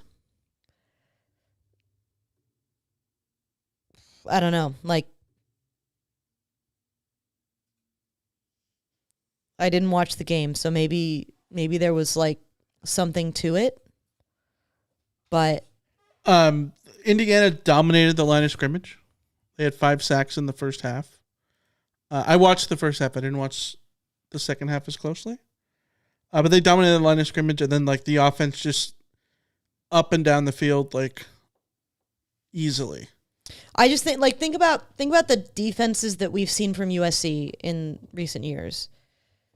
How bad some of those defenses have been. Yeah. And USC's defenses have not gotten torched for 60 points. I think that if that game was played on a neutral field in a neutral venue, I don't know, they played the game in Dallas at a neutral time. It's a 3 p.m. game. I think SC absolutely beats Illinois, and they can do a lot of the things that Indiana did in terms of bringing pressure and playing an RPO heavy game that just keeps Illinois guessing at how to defend it. Yeah. But it's not played in Dallas. It's not played at 3 p.m. You know what I mean? Yeah, the circumstances are tricky. Yeah, right. Super chat from William. The Atheist International's opinion on USC football is as wrong as their opinion on God. # Christ is King. I'm going to be honest. I didn't expect this Saturday night to end with a debate between Christianity and atheism in our chat, but it happens. David, yeah, this game needs to end. We've devolved into a holy war. It's so late, guys. It's now been officially 2 games since SC punted, by the way. Hey, there's still time to punt. It's 3rd and 6. Yeah, but at least you can now say it's been 2 whole games. 2 whole games, yeah.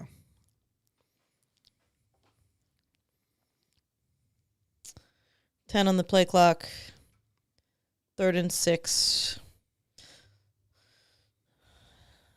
Looks like DJ Jordan's back out there.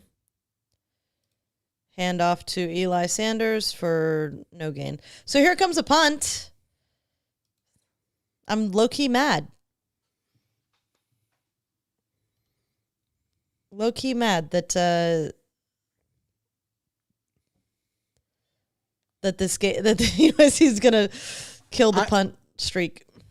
I'm bummed that there's not going to be 10 fewer seconds. No, are they going for it? I'm tempted to go for this, strictly because you take the snap with 20 seconds left.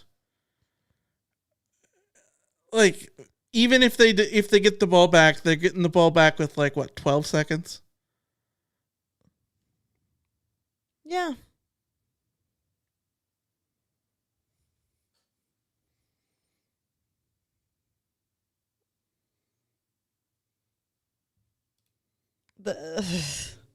Can we just shorten this timeout.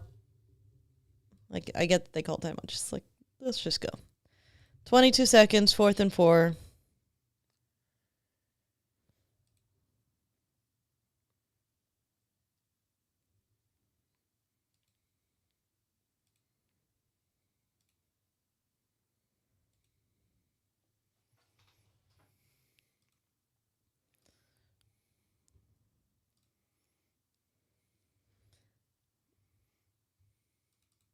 Robbie says 289 rushing, better than I thought, and I'll take it. Yeah. This team can run the ball. They should be running it more. He got close. That's a good punt. Hey, punters are people too. Give him that opportunity.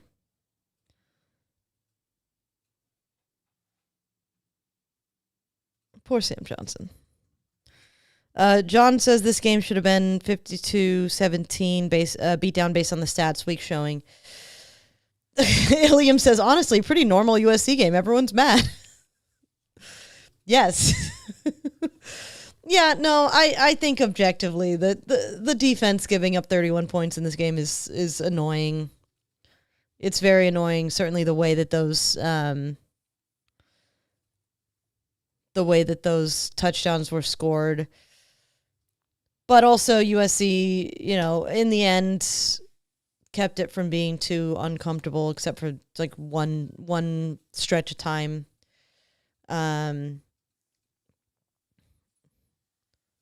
This is a hilarious setup they're running. That'll do it. Yeah, obviously could have been a much better performance, but also USC put up 45 points, won the game. Looked pretty dominant on offense. Defense definitely have some worries, but it's a win. It's a win, and it's not midnight yet. Atheist International sends another super chat. Mark my words, SC will never make the semifinals with Riley. He doesn't have the championship pedigree.